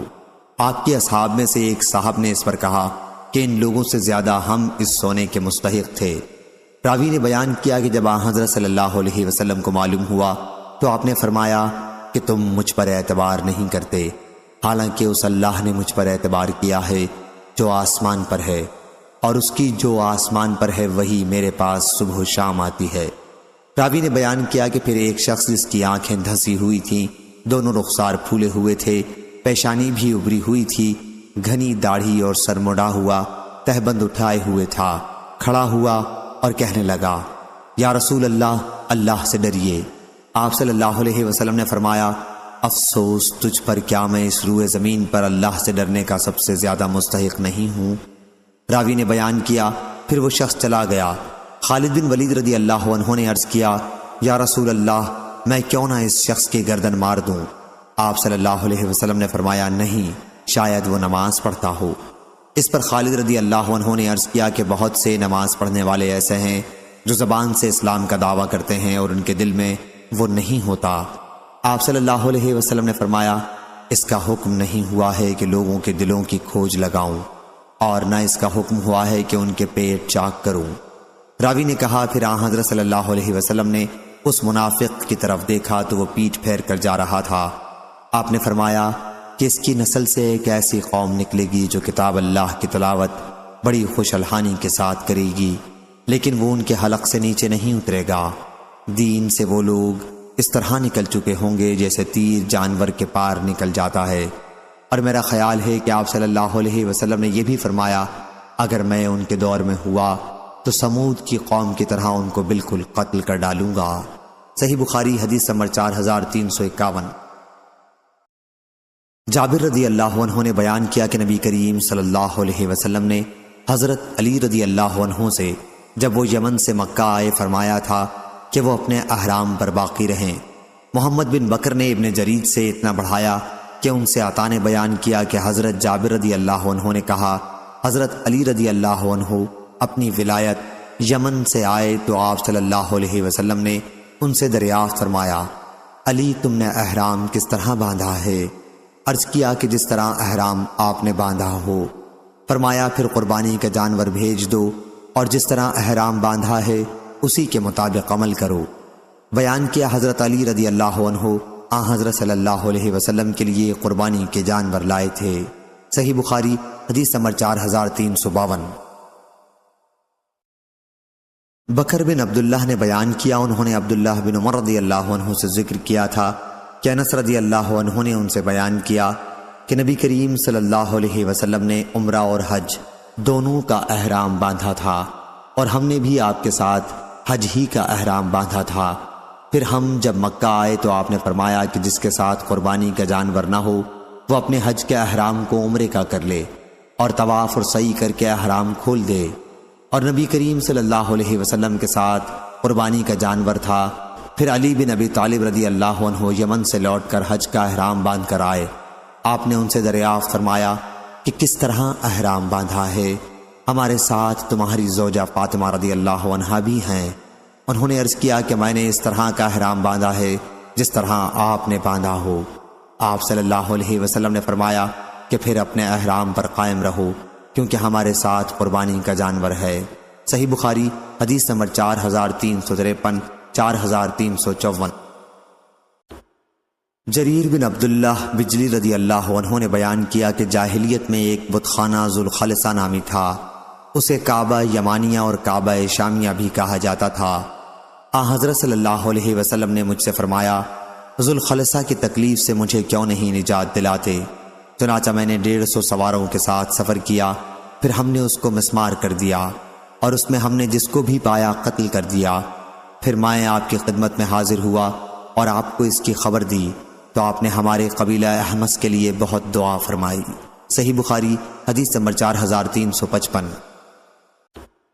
جریر بن عبداللہ بجلی رضی اللہ عنہ نے بیان کیا کہ جاہلیت میں ایک بت خانہ ذوالخلصہ نامی تھا، اسے کعبہ یمانیہ اور کعبہ شامیہ بھی کہا جاتا تھا۔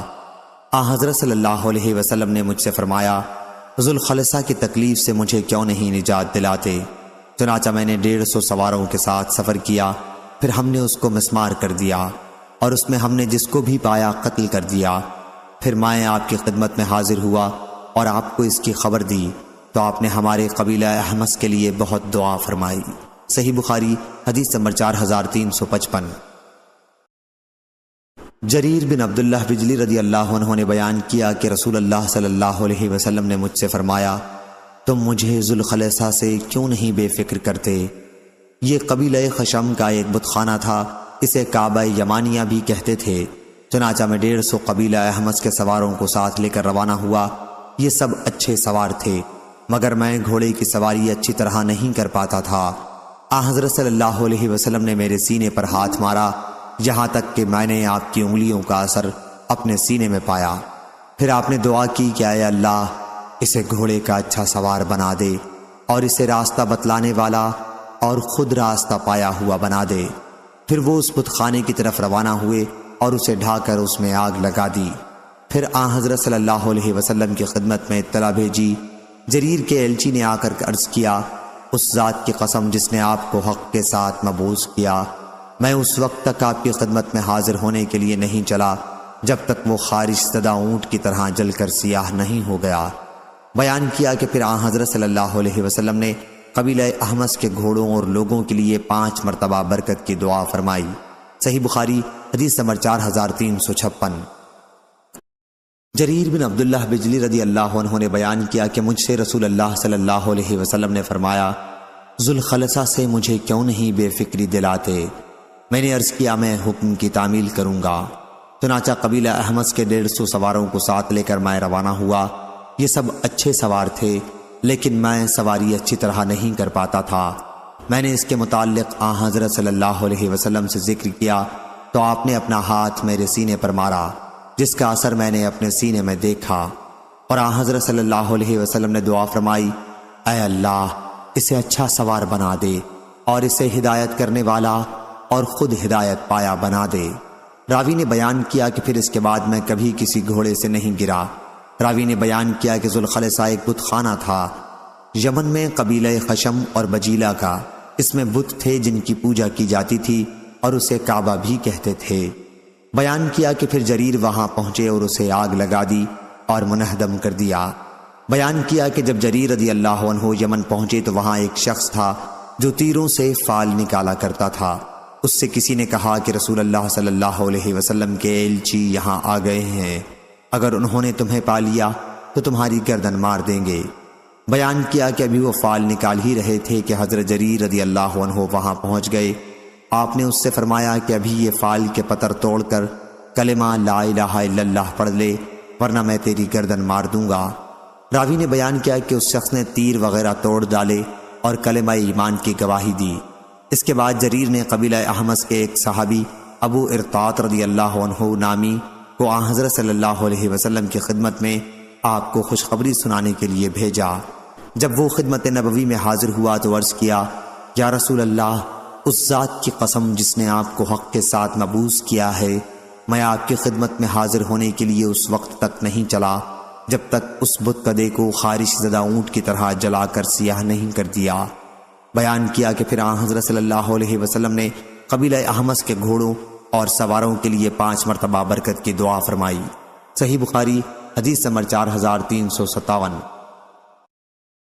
خالد بن عبداللہ نے خبر دی، انہیں خالد حذا نے، انہیں ابو عثمان نہدی رضی اللہ عنہ نے، کہ رسول اللہ صلی اللہ علیہ وسلم نے عمرو بن عاص رضی اللہ عنہ کو غزوہ ذات السلاسل کے لیے امیر لشکر بنا کر بھیجا۔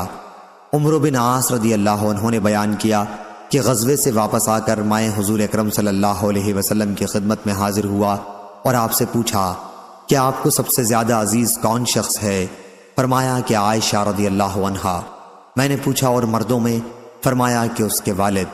میں نے پوچھا اس کے بعد کون؟ فرمایا کہ عمر رضی اللہ عنہ۔ اس طرح آپ نے کئی آدمیوں کے نام لیے، بس میں خاموش ہو گیا کہ کہیں آپ مجھے سب سے بعد میں نہ کر دیں۔ صحیح بخاری حدیث نمبر 4358۔ جریر بن عبداللہ بجلی رضی اللہ عنہ نے بیان کیا کہ یمن سے واپسی پر مدینہ آنے کے لیے میں دریا کے راستے سے سفر کر رہا تھا۔ اس وقت یمن کے 2 آدمیوں ذو کلا اور ذو عمرو سے میری ملاقات ہوئی۔ میں ان سے حضور اکرم صلی اللہ علیہ وسلم کی باتیں کرنے لگا۔ اس پر ذو عمرو نے کہا، اگر تمہارے صاحب یعنی حضور اکرم صلی اللہ علیہ وسلم وہی ہیں جن کا ذکر تم کر رہے ہو تو ان کی وفات کو بھی 3 دن گزر چکے۔ یہ دونوں میرے ساتھ ہی مدینے کی طرف چل رہے تھے۔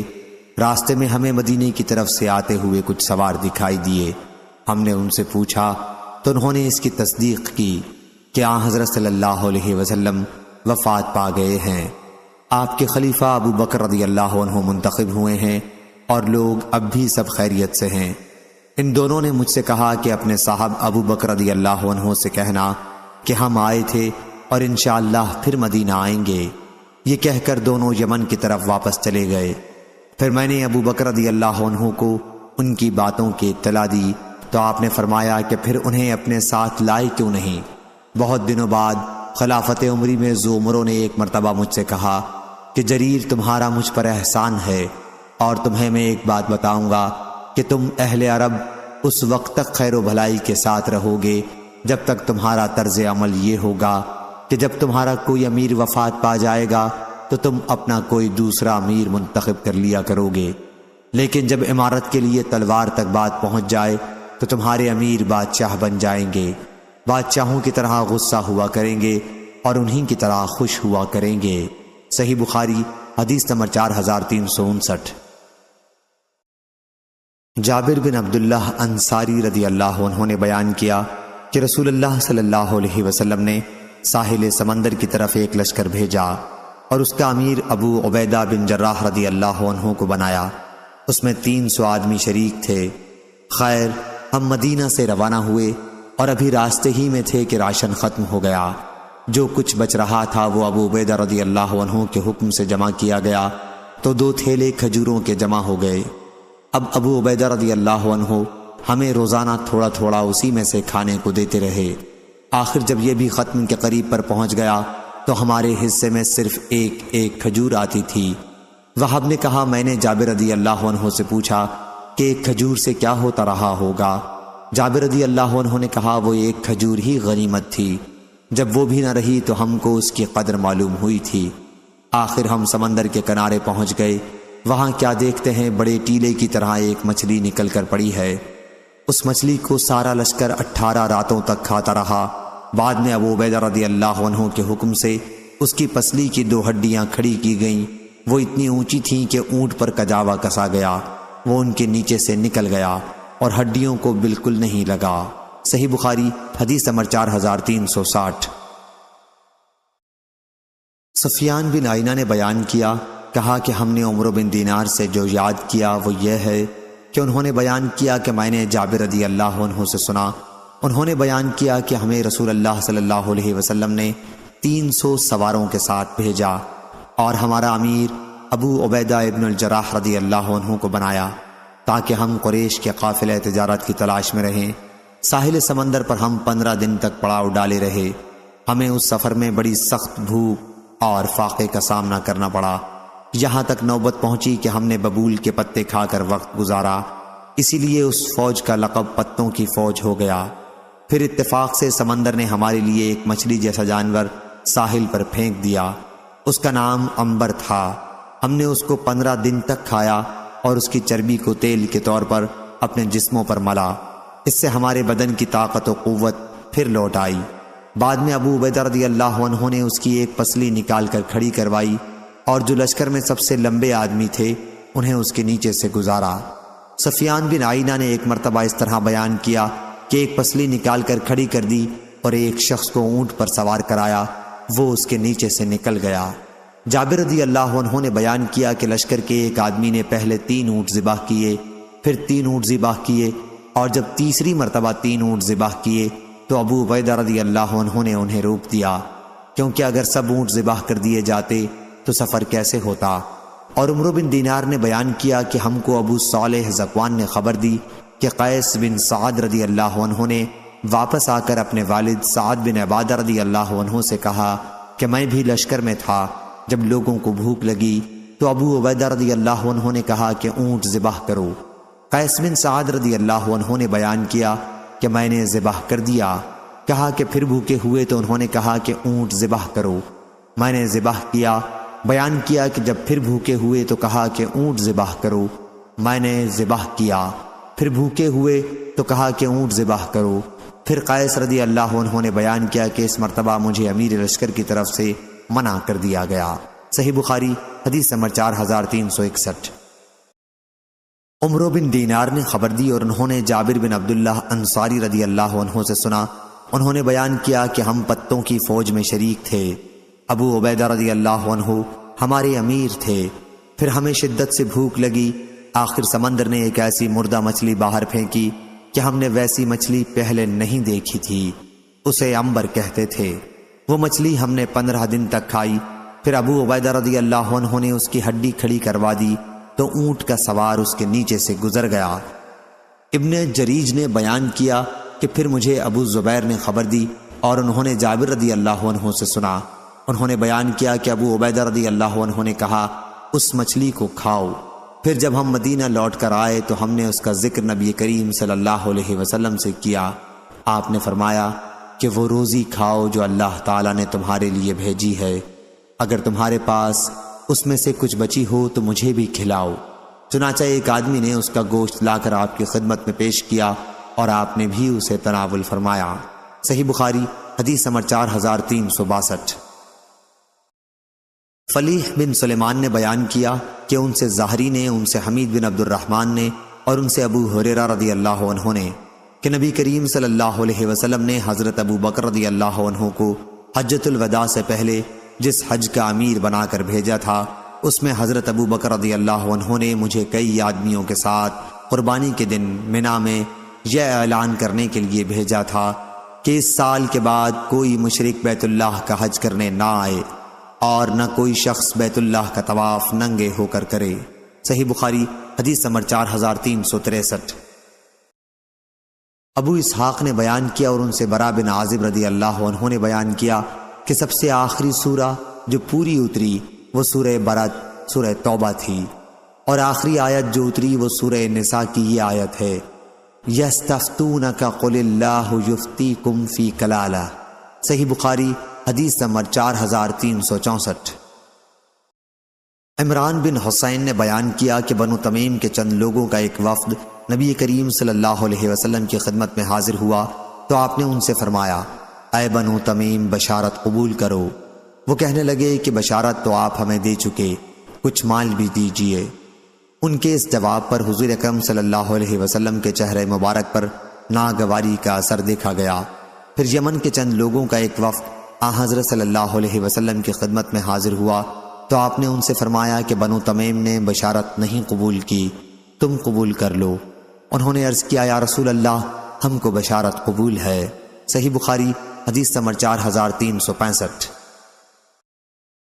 حضرت ابو ہریرہ رضی اللہ عنہ نے بیان کیا کہ میں اس وقت سے ہمیشہ بنو تمیم سے محبت رکھتا ہوں جب سے نبی کریم صلی اللہ علیہ وسلم کی زبانی ان کی 3 خوبیاں میں نے سنی ہیں۔ حضرت صلی اللہ علیہ وسلم نے ان کے متعلق فرمایا تھا کہ بنو تمیم دجال کے حق میں میری امت کے سب سے زیادہ سخت لوگ ثابت ہوں گے، اور بنو تمیم کی ایک قیدی خاتون عائشہ رضی اللہ عنہا کے پاس تھیں۔ حضرت صلی اللہ علیہ وسلم نے فرمایا کہ اسے آزاد کر دو، کیونکہ یہ اسماعیل علیہ السلام کی اولاد میں سے ہے اور ان کے یہاں سے زکوٰۃ وصول ہو کر آئی۔ تو آپ نے فرمایا کہ یہ قوم کی، یا یہ فرمایا کہ یہ میری قوم کی زکوٰۃ ہے۔ صحیح بخاری حدیث نمبر 4366۔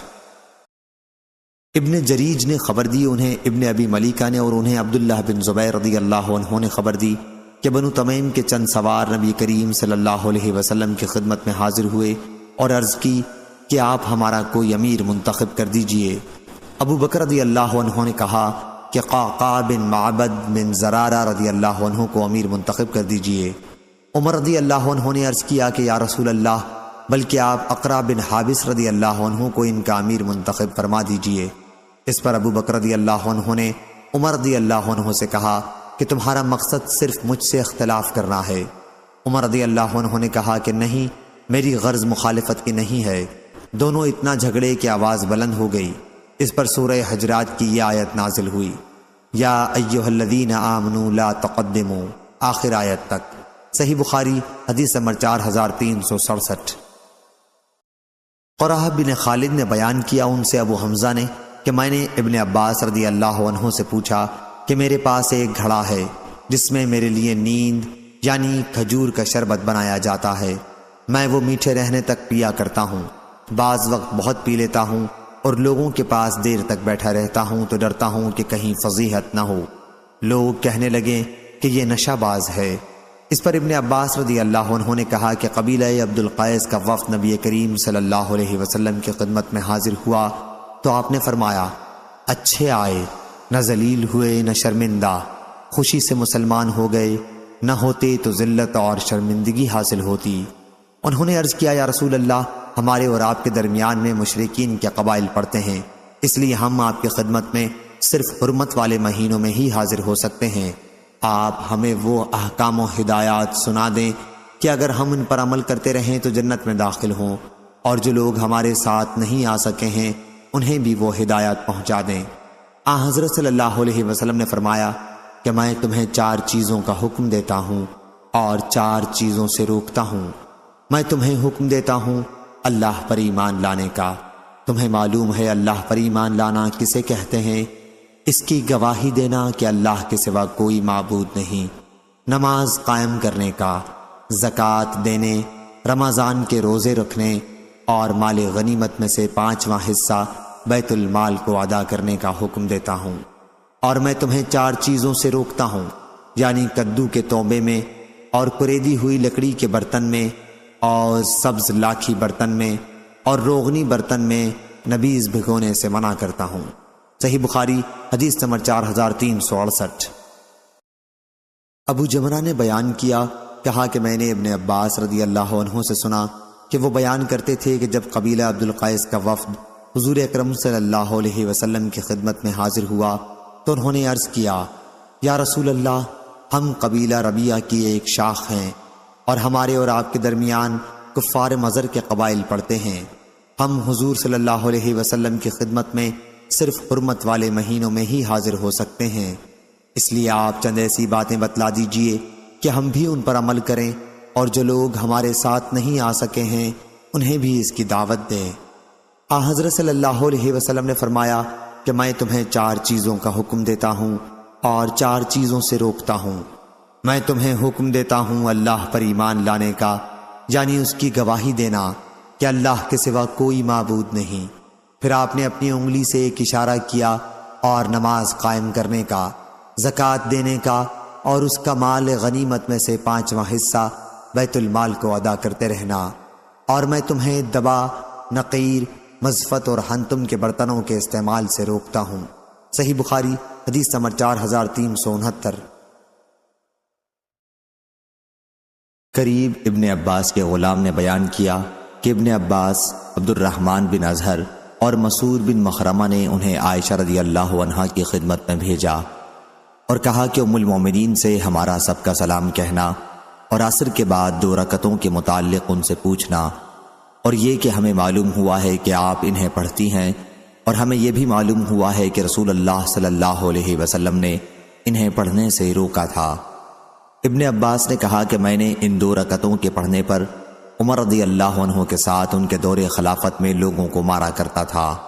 قریب نے بیان کیا کہ پھر میں ام المومنین کی خدمت میں حاضر ہوا اور ان کا پیغام پہنچایا۔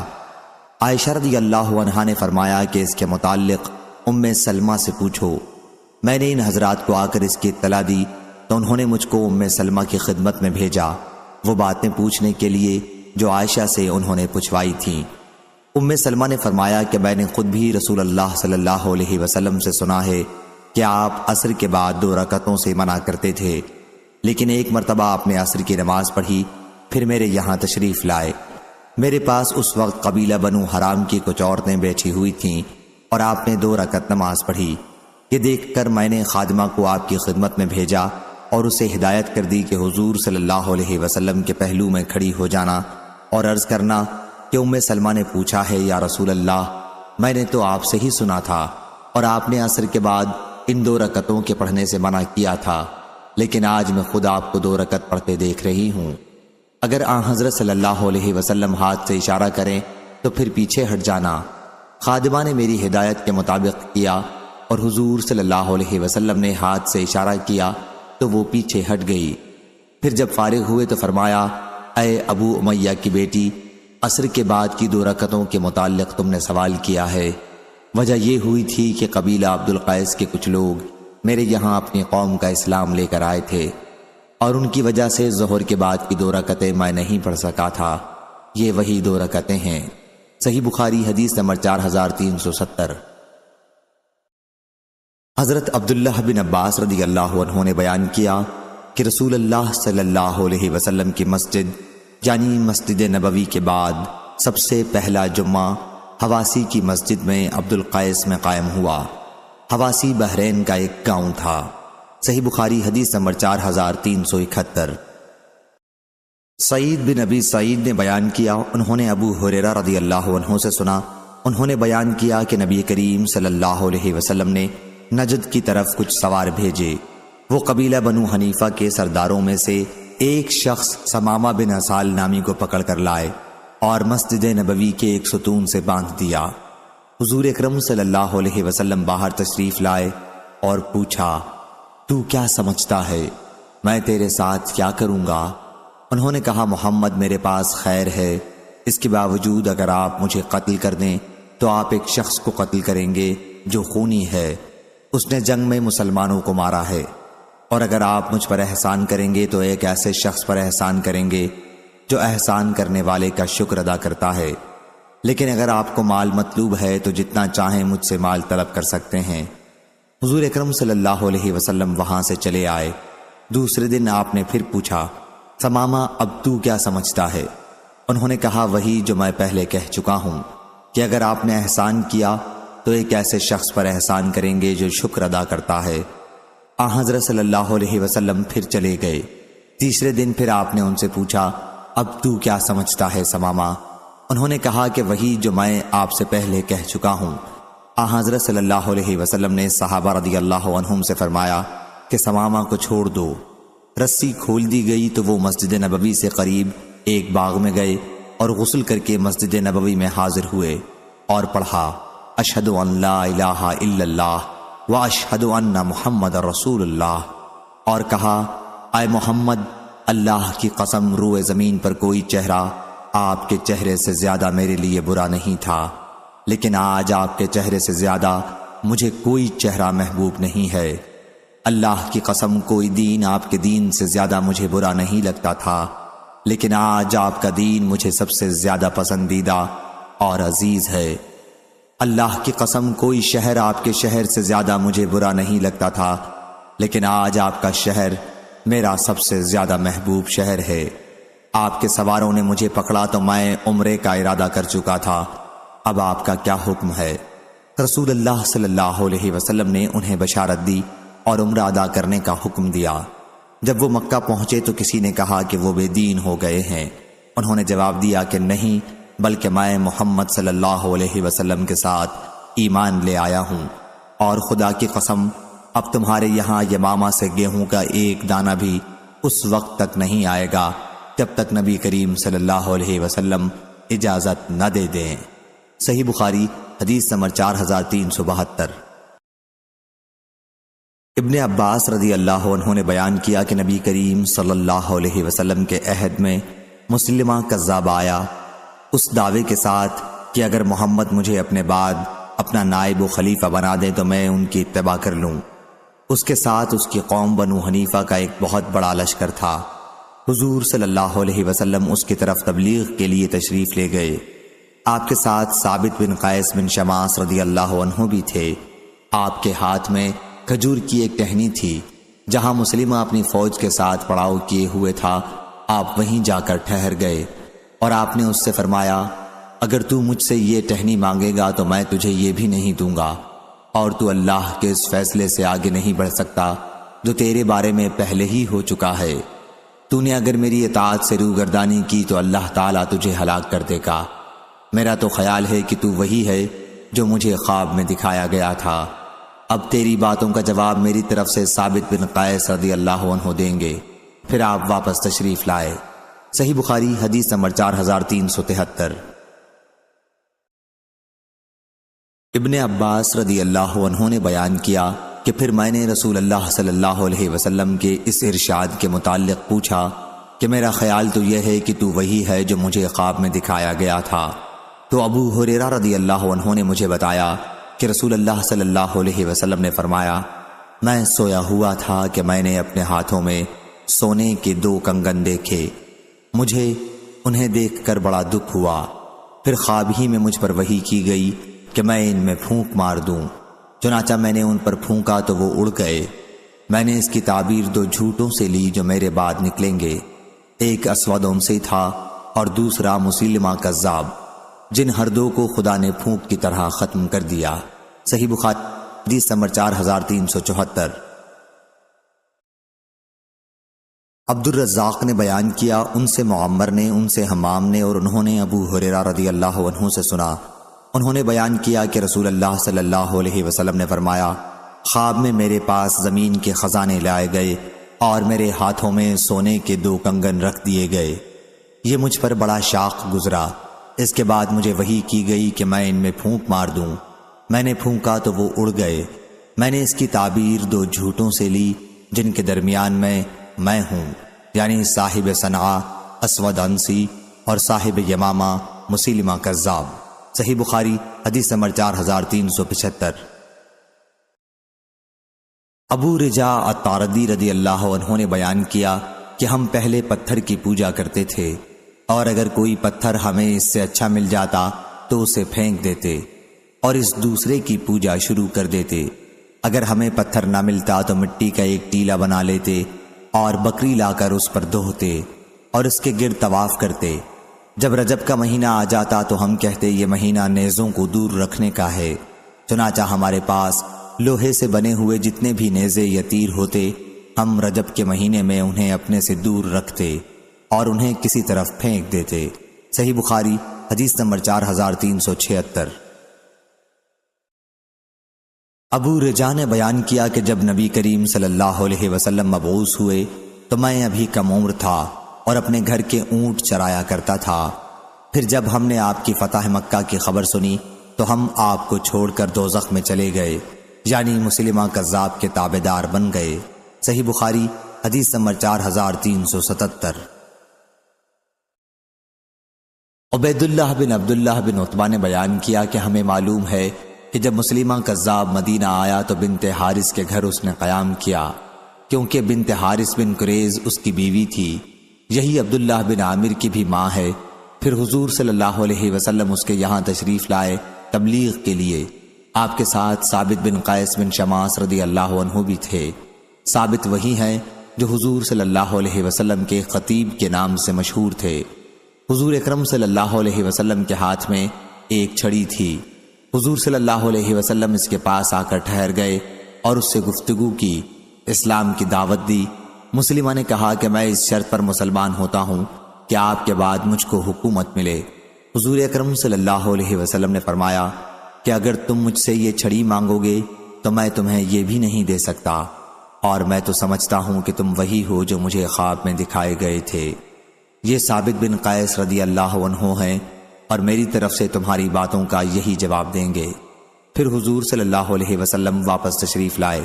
صحیح بخاری حدیث نمبر 4378۔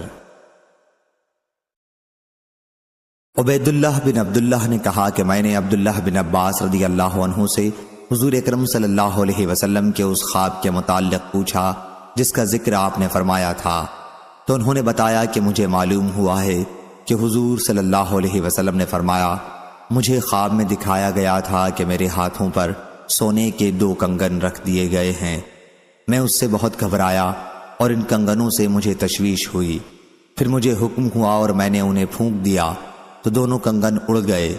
میں نے اس کی تعبیر 2 جھوٹوں سے لی جو خروج کرنے والے ہیں۔ عبید اللہ نے بیان کیا کہ ان میں سے ایک اسود عنسی تھا جسے فیروز نے یمن میں قتل کیا، اور دوسرا مسلمہ کذاب تھا۔ صحیح بخاری حدیث نمبر 4389۔ یحییٰ بن آدم نے بیان کیا، ان سے اسرائیل نے، ان سے ابو اسحاق نے، ان سے صلاح بن ظفر نے اور ان سے حضرت حذیفہ رضی اللہ عنہ نے بیان کیا کہ نجران کے 2 سردار عاقب اور سید رسول اللہ صلی اللہ علیہ وسلم سے مباہلہ کرنے کے لیے آئے تھے، لیکن ایک نے اپنے دوسرے ساتھی سے کہا کہ ایسا نہ کرو، کیونکہ خدا کی قسم اگر یہ نبی ہوئے اور پھر بھی ہم نے ان سے مباہلہ کیا تو ہم پنپ نہیں سکتے اور نہ ہمارے بعد ہماری نسلیں رہ سکیں گی۔ پھر ان دونوں نے حضور صلی اللہ علیہ وسلم سے کہا کہ جو کچھ آپ مانگیں ہم جزیہ دینے کے لیے تیار ہیں، آپ ہمارے ساتھ کوئی امین بھیج دیجئے، جو بھی آدمی ہمارے ساتھ بھیجیں وہ امین ہونا ضروری ہے۔ حضرت صلی اللہ علیہ وسلم نے فرمایا کہ میں تمہارے ساتھ ایک ایسا آدمی بھیجوں گا جو امانت دار ہو، بلکہ پورا امانت دار ہوگا۔ صحابہ رضی اللہ عنہم حضرت صلی اللہ علیہ وسلم کے منتظر تھے۔ آپ نے فرمایا ابو عبیدہ بن الجراح اٹھو۔ جب وہ کھڑے ہوئے تو حضرت صلی اللہ علیہ وسلم نے فرمایا کہ یہ اس امت کے امین ہیں۔ صحیح بخاری حدیث نمبر 4380۔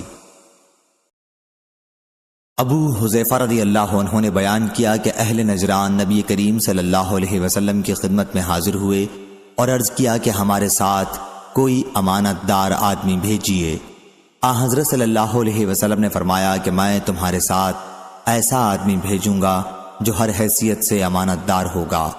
صحابہ رضی اللہ عنہ منتظر تھے۔ آخر حضور صلی اللہ علیہ وسلم نے ابو عبیدہ بن الجراح رضی اللہ عنہ کو بھیجا۔ صحیح بخاری حدیث نمبر 4381۔ شعبہ نے بیان کیا، ان سے خالد نے، ان سے ابو قلابہ نے اور ان سے انس رضی اللہ عنہ نے کہ نبی کریم صلی اللہ علیہ وسلم نے فرمایا ہر امت میں امین امانت دار ہوتے ہیں اور اس امت کے امین ابو عبیدہ بن الجراح رضی اللہ عنہ ہیں۔ صحیح بخاری حدیث نمبر 4382۔ سفیان بن عینہ نے بیان کیا کہ انہوں نے محمد بن المنقدر سے سنا، انہوں نے حضرت جابر بن عبداللہ رضی اللہ عنہ سے سنا، وہ بیان کرتے تھے کہ رسول اللہ صلی اللہ علیہ وسلم نے مجھ سے فرمایا تھا جب میرے پاس بحرین سے روپیہ آئے گا تو میں تمہیں اتنا 3 لب بھر کر روپیہ دوں گا، لیکن بحرین سے جس وقت روپیہ آیا تو حضور اکرم صلی اللہ علیہ وسلم کی وفات ہو چکی تھی، اس لیے وہ روپیہ ابو بکر صدیق رضی اللہ عنہ کے پاس آیا اور انہوں نے اعلان کروا دیا کہ اگر کسی کا حضور اکرم صلی اللہ علیہ وسلم پر قرض یا کسی سے حضور اکرم صلی اللہ علیہ وسلم کا کوئی وعدہ ہو تو وہ میرے پاس آئے۔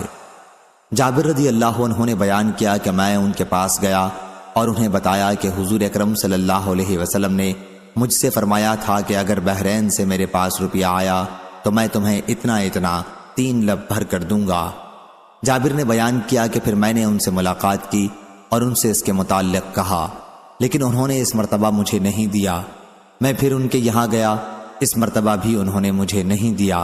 میں پھر ان کے یہاں گیا، اس مرتبہ بھی انہوں نے نہیں دیا۔ میں تیسری مرتبہ گیا، اس مرتبہ بھی انہوں نے نہیں دیا۔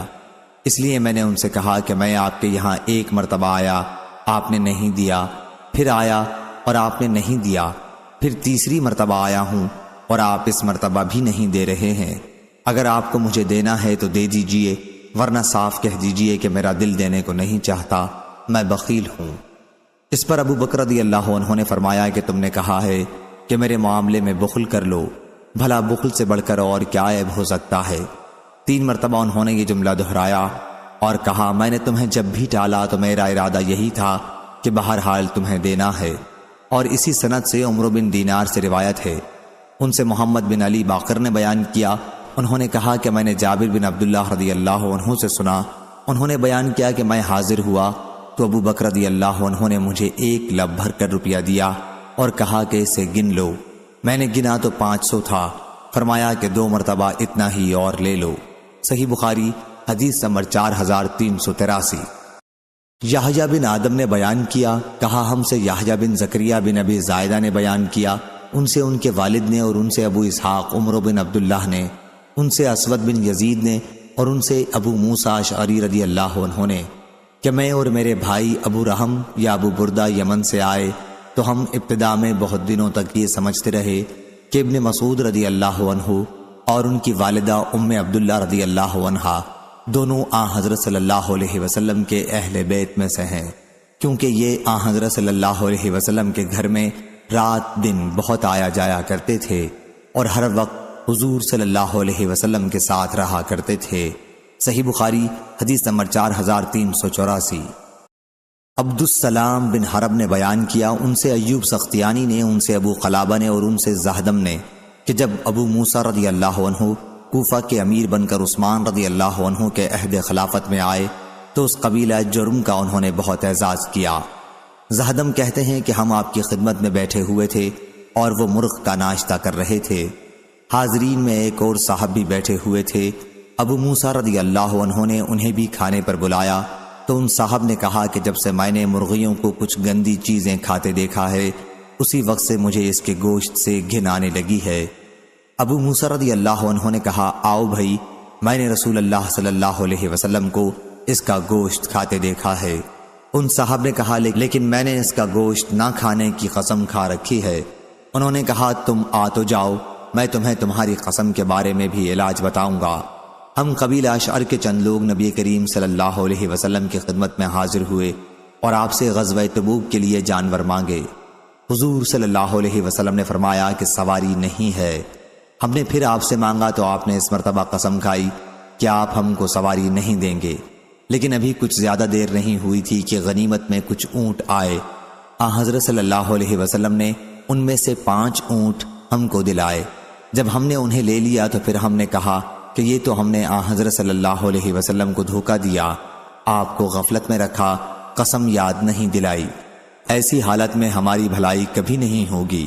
آخر میں آپ کے پاس آیا اور میں نے کہا یا رسول اللہ، آپ نے تو قسم کھا لی تھی کہ آپ ہم کو سواری نہیں دیں گے، پھر آپ نے سواری دے دی۔ حضرت صلی اللہ علیہ وسلم نے فرمایا ٹھیک ہے، لیکن جب بھی میں کوئی قسم کھاتا ہوں اور پھر اس کے سوا دوسری صورت مجھے اس سے بہتر نظر آتی ہے تو میں وہی کرتا ہوں جو بہتر ہوتا ہے اور قسم کا کفارہ دے دیتا ہوں۔ صحیح بخاری حدیث نمبر 4385۔ عمران بن حسین رضی اللہ عنہ نے بیان کیا کہ بنو تمیم رسول اللہ صلی اللہ علیہ وسلم کی خدمت میں حاضر ہوئے تو آپ نے فرمایا اے بنو تمیم بشارت قبول کر لو۔ انہوں نے کہا کہ جب آپ نے ہمیں بشارت دی ہے تو کچھ روپے بھی عنایت فرمائیے۔ اس پر حضور صلی اللہ علیہ وسلم کے چہرے کا رنگ بدل گیا۔ پھر یمن کے کچھ اشعری لوگ آئے، آپ صلی اللہ علیہ وسلم نے ان سے فرمایا کہ بنو تمیم نے بشارت قبول نہیں کی، یمن والو تم قبول کر لو۔ وہ بولے کہ ہم نے قبول کی یا رسول اللہ۔ صحیح بخاری حدیث نمبر 4386۔ شعبہ نے بیان کیا ان سے اسماعیل بن ابی خالد نے، ان سے قیس بن حازم نے اور ان سے ابو مسعود رضی اللہ عنہ نے کہ نبی کریم صلی اللہ علیہ وسلم نے فرمایا ایمان تو ادھر ہے، اور آپ نے اپنے ہاتھ سے یمن کی طرف اشارہ کیا، اور بے رحمی اور سخت دلی اونٹ کی دم کے پیچھے پیچھے چلانے والوں میں ہے، جدھر شیطان کے دونوں سینگ نکلتے ہیں، یعنی مشرق قبیلہ ربیہ اور مضر کے لوگوں میں۔ صحیح بخاری حدیث نمبر 4387۔ شعبہ نے بیان کیا ان سے اسماعیل بن ابی خالد نے، ان سے قیس بن حازم نے اور ان سے ابو مسعود رضی اللہ عنہ نے کہ نبی کریم صلی اللہ علیہ وسلم نے فرمایا ایمان تو ادھر ہے، اور آپ نے اپنے ہاتھ سے یمن کی طرف اشارہ کیا، اور بے رحمی اور سخت دلی اونٹ کی دم کے پیچھے پیچھے چلانے والوں میں ہے، جدھر شیطان کے دونوں سینگ نکلتے ہیں، یعنی مشرق قبیلہ ربیہ اور مضر کے لوگوں میں۔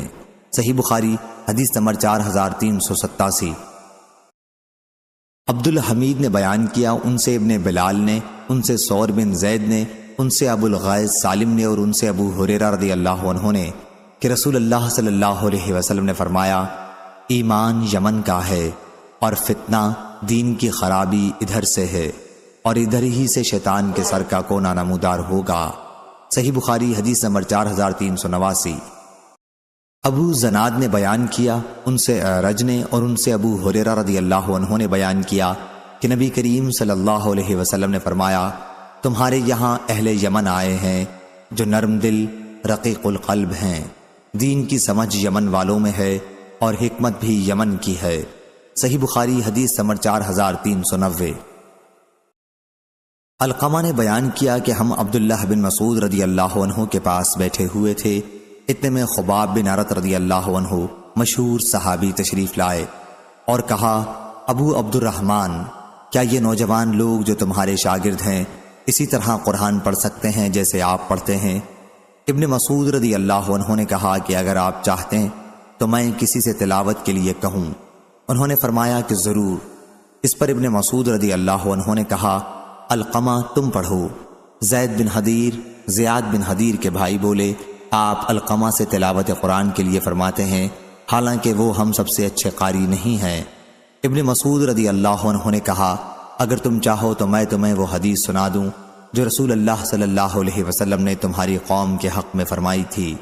خیر علقمہ کہتے ہیں کہ میں نے سورہ مریم کی 50 آیتیں پڑھ کر سنائیں۔ عبداللہ بن مسعود رضی اللہ عنہ نے خباب رضی اللہ عنہ سے پوچھا کہو کیسا پڑھتا ہے؟ خباب رضی اللہ عنہ نے کہا بہت خوب پڑھا۔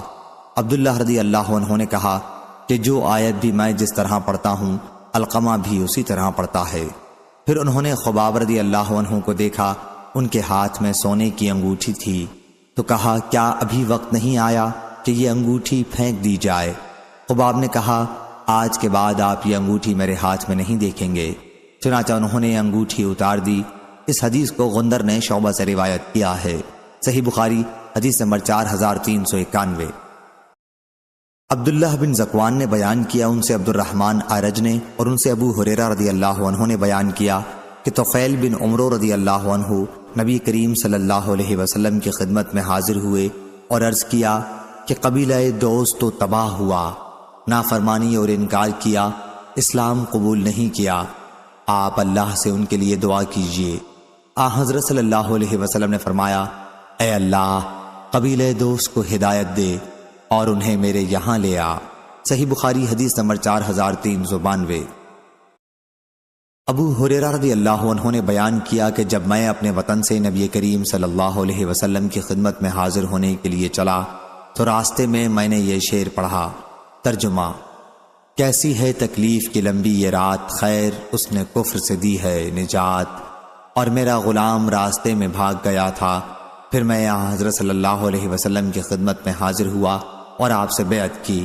ابھی آپ کے پاس میں بیٹھا ہی ہوا تھا کہ وہ غلام دکھائی دیا۔ آپ نے مجھ سے فرمایا، ابو ہریرہ یہ ہے تمہارا غلام۔ میں نے کہا، اللہ کے لیے، میں نے اس کو اب آزاد کر دیا۔ صحیح بخاری حدیث نمبر 4393۔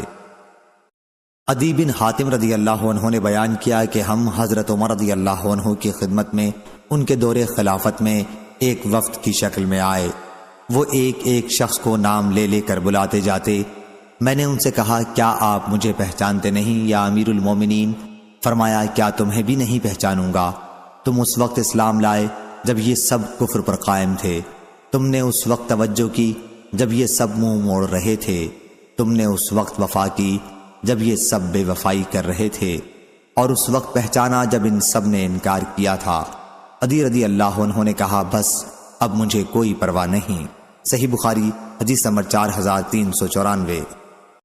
عدی بن حاتم رضی اللہ عنہ نے بیان کیا کہ ہم حضرت عمر رضی اللہ عنہ کی خدمت میں ان کے دور خلافت میں ایک وفد کی شکل میں آئے۔ وہ ایک ایک شخص کو نام لے لے کر بلاتے جاتے۔ میں نے ان سے کہا، کیا آپ مجھے پہچانتے نہیں یا امیر المومنین؟ فرمایا، کیا تمہیں بھی نہیں پہچانوں گا؟ تم اس وقت اسلام لائے جب یہ سب کفر پر قائم تھے، تم نے اس وقت توجہ کی جب یہ سب منہ موڑ رہے تھے، تم نے اس وقت وفا کی جب یہ سب بے وفائی کر رہے تھے، اور اس وقت پہچانا جب ان سب نے انکار کیا تھا۔ عدی رضی اللہ عنہ نے کہا، بس اب مجھے کوئی پرواہ نہیں۔ صحیح بخاری حدیث نمبر 4394۔ ابن جریج نے بیان کیا، کہا مجھ سے عطا بن ابی رباح نے بیان کیا اور ان سے ابن عباس رضی اللہ عنہ نے کہ عمرہ کرنے والا صرف بیت اللہ کے طواف سے حلال ہو سکتا ہے۔ ابن جریج نے کہا، میں نے عطا سے پوچھا کہ ابن عباس رضی اللہ عنہ نے یہ مسئلہ کہاں سے نکالا؟ انہوں نے بتایا کہ اللہ تعالیٰ کے ارشاد ثم محلها الى البیت العتیق سورہ حج سے، اور نبی کریم صلی اللہ علیہ وسلم کے اس حکم کی وجہ سے جو آپ نے اپنے اصحاب کو حجۃ الوداع میں احرام کھول دینے کے لیے دیا تھا۔ میں نے کہا کہ یہ حکم تو عرفات میں ٹھہرنے کے بعد کے لیے ہے۔ انہوں نے کہا، لیکن ابن عباس رضی اللہ عنہ کا یہ مذہب تھا کہ عرفات میں ٹھہرنے سے پہلے اور بعد ہر حال میں جب طواف کر لے تو احرام کھول ڈالنا درست ہے۔ صحیح بخاری حدیث نمبر 4396۔ ابن جریج نے بیان کیا، کہا مجھ سے عطا بن ابی رباح نے بیان کیا اور ان سے ابن عباس رضی اللہ عنہ نے کہ عمرہ کرنے والا صرف بیت اللہ کے طواف سے حلال ہو سکتا ہے۔ ابن جریج نے کہا، میں نے عطا سے پوچھا کہ ابن عباس رضی اللہ عنہ نے یہ مسئلہ کہاں سے نکالا؟ انہوں نے بتایا کہ اللہ تعالیٰ کے ارشاد ثم محلها الى البیت العتیق سورہ حج سے، اور نبی کریم صلی اللہ علیہ وسلم کے اس حکم کی وجہ سے جو آپ نے اپنے اصحاب کو حجۃ الوداع میں احرام کھول دینے کے لیے دیا تھا۔ میں نے کہا کہ یہ حکم تو عرفات میں ٹھہرنے کے بعد کے لیے ہے۔ انہوں نے کہا، لیکن ابن عباس رضی اللہ عنہ کا یہ مذہب تھا کہ عرفات میں ٹھہرنے سے پہلے اور بعد ہر حال میں جب طواف کر لے تو احرام کھول ڈالنا درست ہے۔ صحیح بخاری حدیث نمبر 4396۔ عبداللہ بن عمر رضی اللہ عنہ نے خبر دی کہ نبی کریم صلی اللہ علیہ وسلم کے زوجہ مطہرہ حفصہ رضی اللہ عنہا نے انہیں خبر دی کہ حضور اکرم صلی اللہ علیہ وسلم نے حجۃ الوداع کے موقع پر اپنی بیویوں کو حکم دیا کہ عمرہ کرنے کے بعد حلال ہو جائیں، یعنی احرام کھول دیں۔ حفصہ رضی اللہ عنہا نے عرض کیا، یا رسول اللہ، پھر آپ کیوں نہیں حلال ہوتے؟ آپ صلی اللہ علیہ وسلم نے فرمایا کہ میں نے تو اپنے بالوں کو جما لیا ہے اور اپنی قربانی کو ہار پہنا دیا ہے، اس لیے میں جب تک قربانی نہ کر لوں اس وقت تک احرام نہیں کھول سکتا۔ صحیح بخاری حدیث نمبر 4398۔ شعیب نے بیان کیا، ان سے ظاہری نے دوسری سند اور امام بخاری رحمہ اللہ نے کہا، اور مجھ سے محمد بن یوسف فریابی نے بیان کیا، کہا ہم سے امام اوزائی نے بیان کیا، کہا کہ مجھے ابن شہاب نے خبر دی، انہیں سلیمان بن یسار نے، اور انہیں ابن عباس رضی اللہ عنہ نے، کہ قبیلہ خشعم کی ایک عورت نے حجۃ الوداع کے موقع پر رسول کریم صلی اللہ علیہ وسلم سے ایک مسئلہ پوچھا۔ فضل بن عباس رضی اللہ عنہ حضور اکرم صلی اللہ علیہ وسلم ہی کی سواری پر آپ کے پیچھے بیٹھے ہوئے تھے۔ انہوں نے پوچھا کہ یا رسول اللہ صلی اللہ علیہ وسلم، اللہ کا جو فریضہ اس کے بندوں پر ہے یعنی حج، میرے والدین پر بھی فرض ہو چکا ہے، لیکن بڑھاپے کی وجہ سے ان کی حالت یہ ہے کہ وہ سواری پر نہیں بیٹھ سکتے، تو کیا میں ان کی طرف سے حج ادا کر سکتی ہوں؟ آپ نے فرمایا کہ ہاں کر سکتی ہو۔ صحیح بخاری حدیث نمبر 4399۔ عبداللہ بن عمر رضی اللہ عنہ نے بیان کیا کہ فتح مکہ کے دن نبی کریم صلی اللہ علیہ وسلم تشریف لائے۔ آپ صلی اللہ علیہ وسلم کی قصوہ اونٹنی پر پیچھے حضرت اسامہ رضی اللہ عنہ بیٹھے ہوئے تھے، اور آپ کے ساتھ بلال رضی اللہ عنہ اور عثمان بن طلحہ رضی اللہ عنہ بھی تھے۔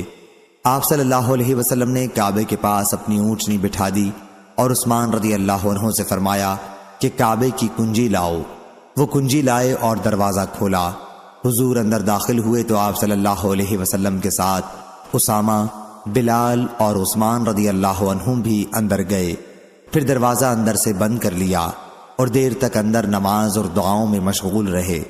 جب آپ صلی اللہ علیہ وسلم باہر تشریف لائے تو لوگ اندر جانے کے لیے ایک دوسرے سے آگے بڑھنے لگے اور میں سب سے آگے بڑھ گیا۔ میں نے دیکھا کہ بلال رضی اللہ عنہ دروازے کے پیچھے کھڑے ہوئے ہیں۔ میں نے ان سے پوچھا کہ نبی کریم صلی اللہ علیہ وسلم نے نماز کہاں پڑھی تھی؟ انہوں نے بتایا کہ خانہ کعبہ میں 6 ستون تھے 2 قطاروں میں، اور حضور صلی اللہ علیہ وسلم نے آگے کی قطار کے 2 ستونوں کے درمیان نماز پڑھی تھی۔ کعبے کا دروازہ آپ صلی اللہ علیہ وسلم کی پیٹھ کی طرف تھا اور چہرہ مبارک اس طرف تھا جدھر دروازے سے اندر جاتے ہوئے چہرہ کرنا پڑتا ہے۔ آپ کے اور دیوار کے درمیان 3 ہاتھ کا فاصلہ تھا۔ ابن عمر رضی اللہ عنہ نے بیان کیا کہ یہ پوچھنا میں بھول گیا کہ حضرت صلی اللہ علیہ وسلم نے کتنی رکعت نماز پڑھی تھی۔ جس جگہ آپ نے نماز پڑھی تھی وہاں سرخ سنگ مرمر بچھا ہوا تھا۔ صحیح بخاری حدیث نمبر 4400۔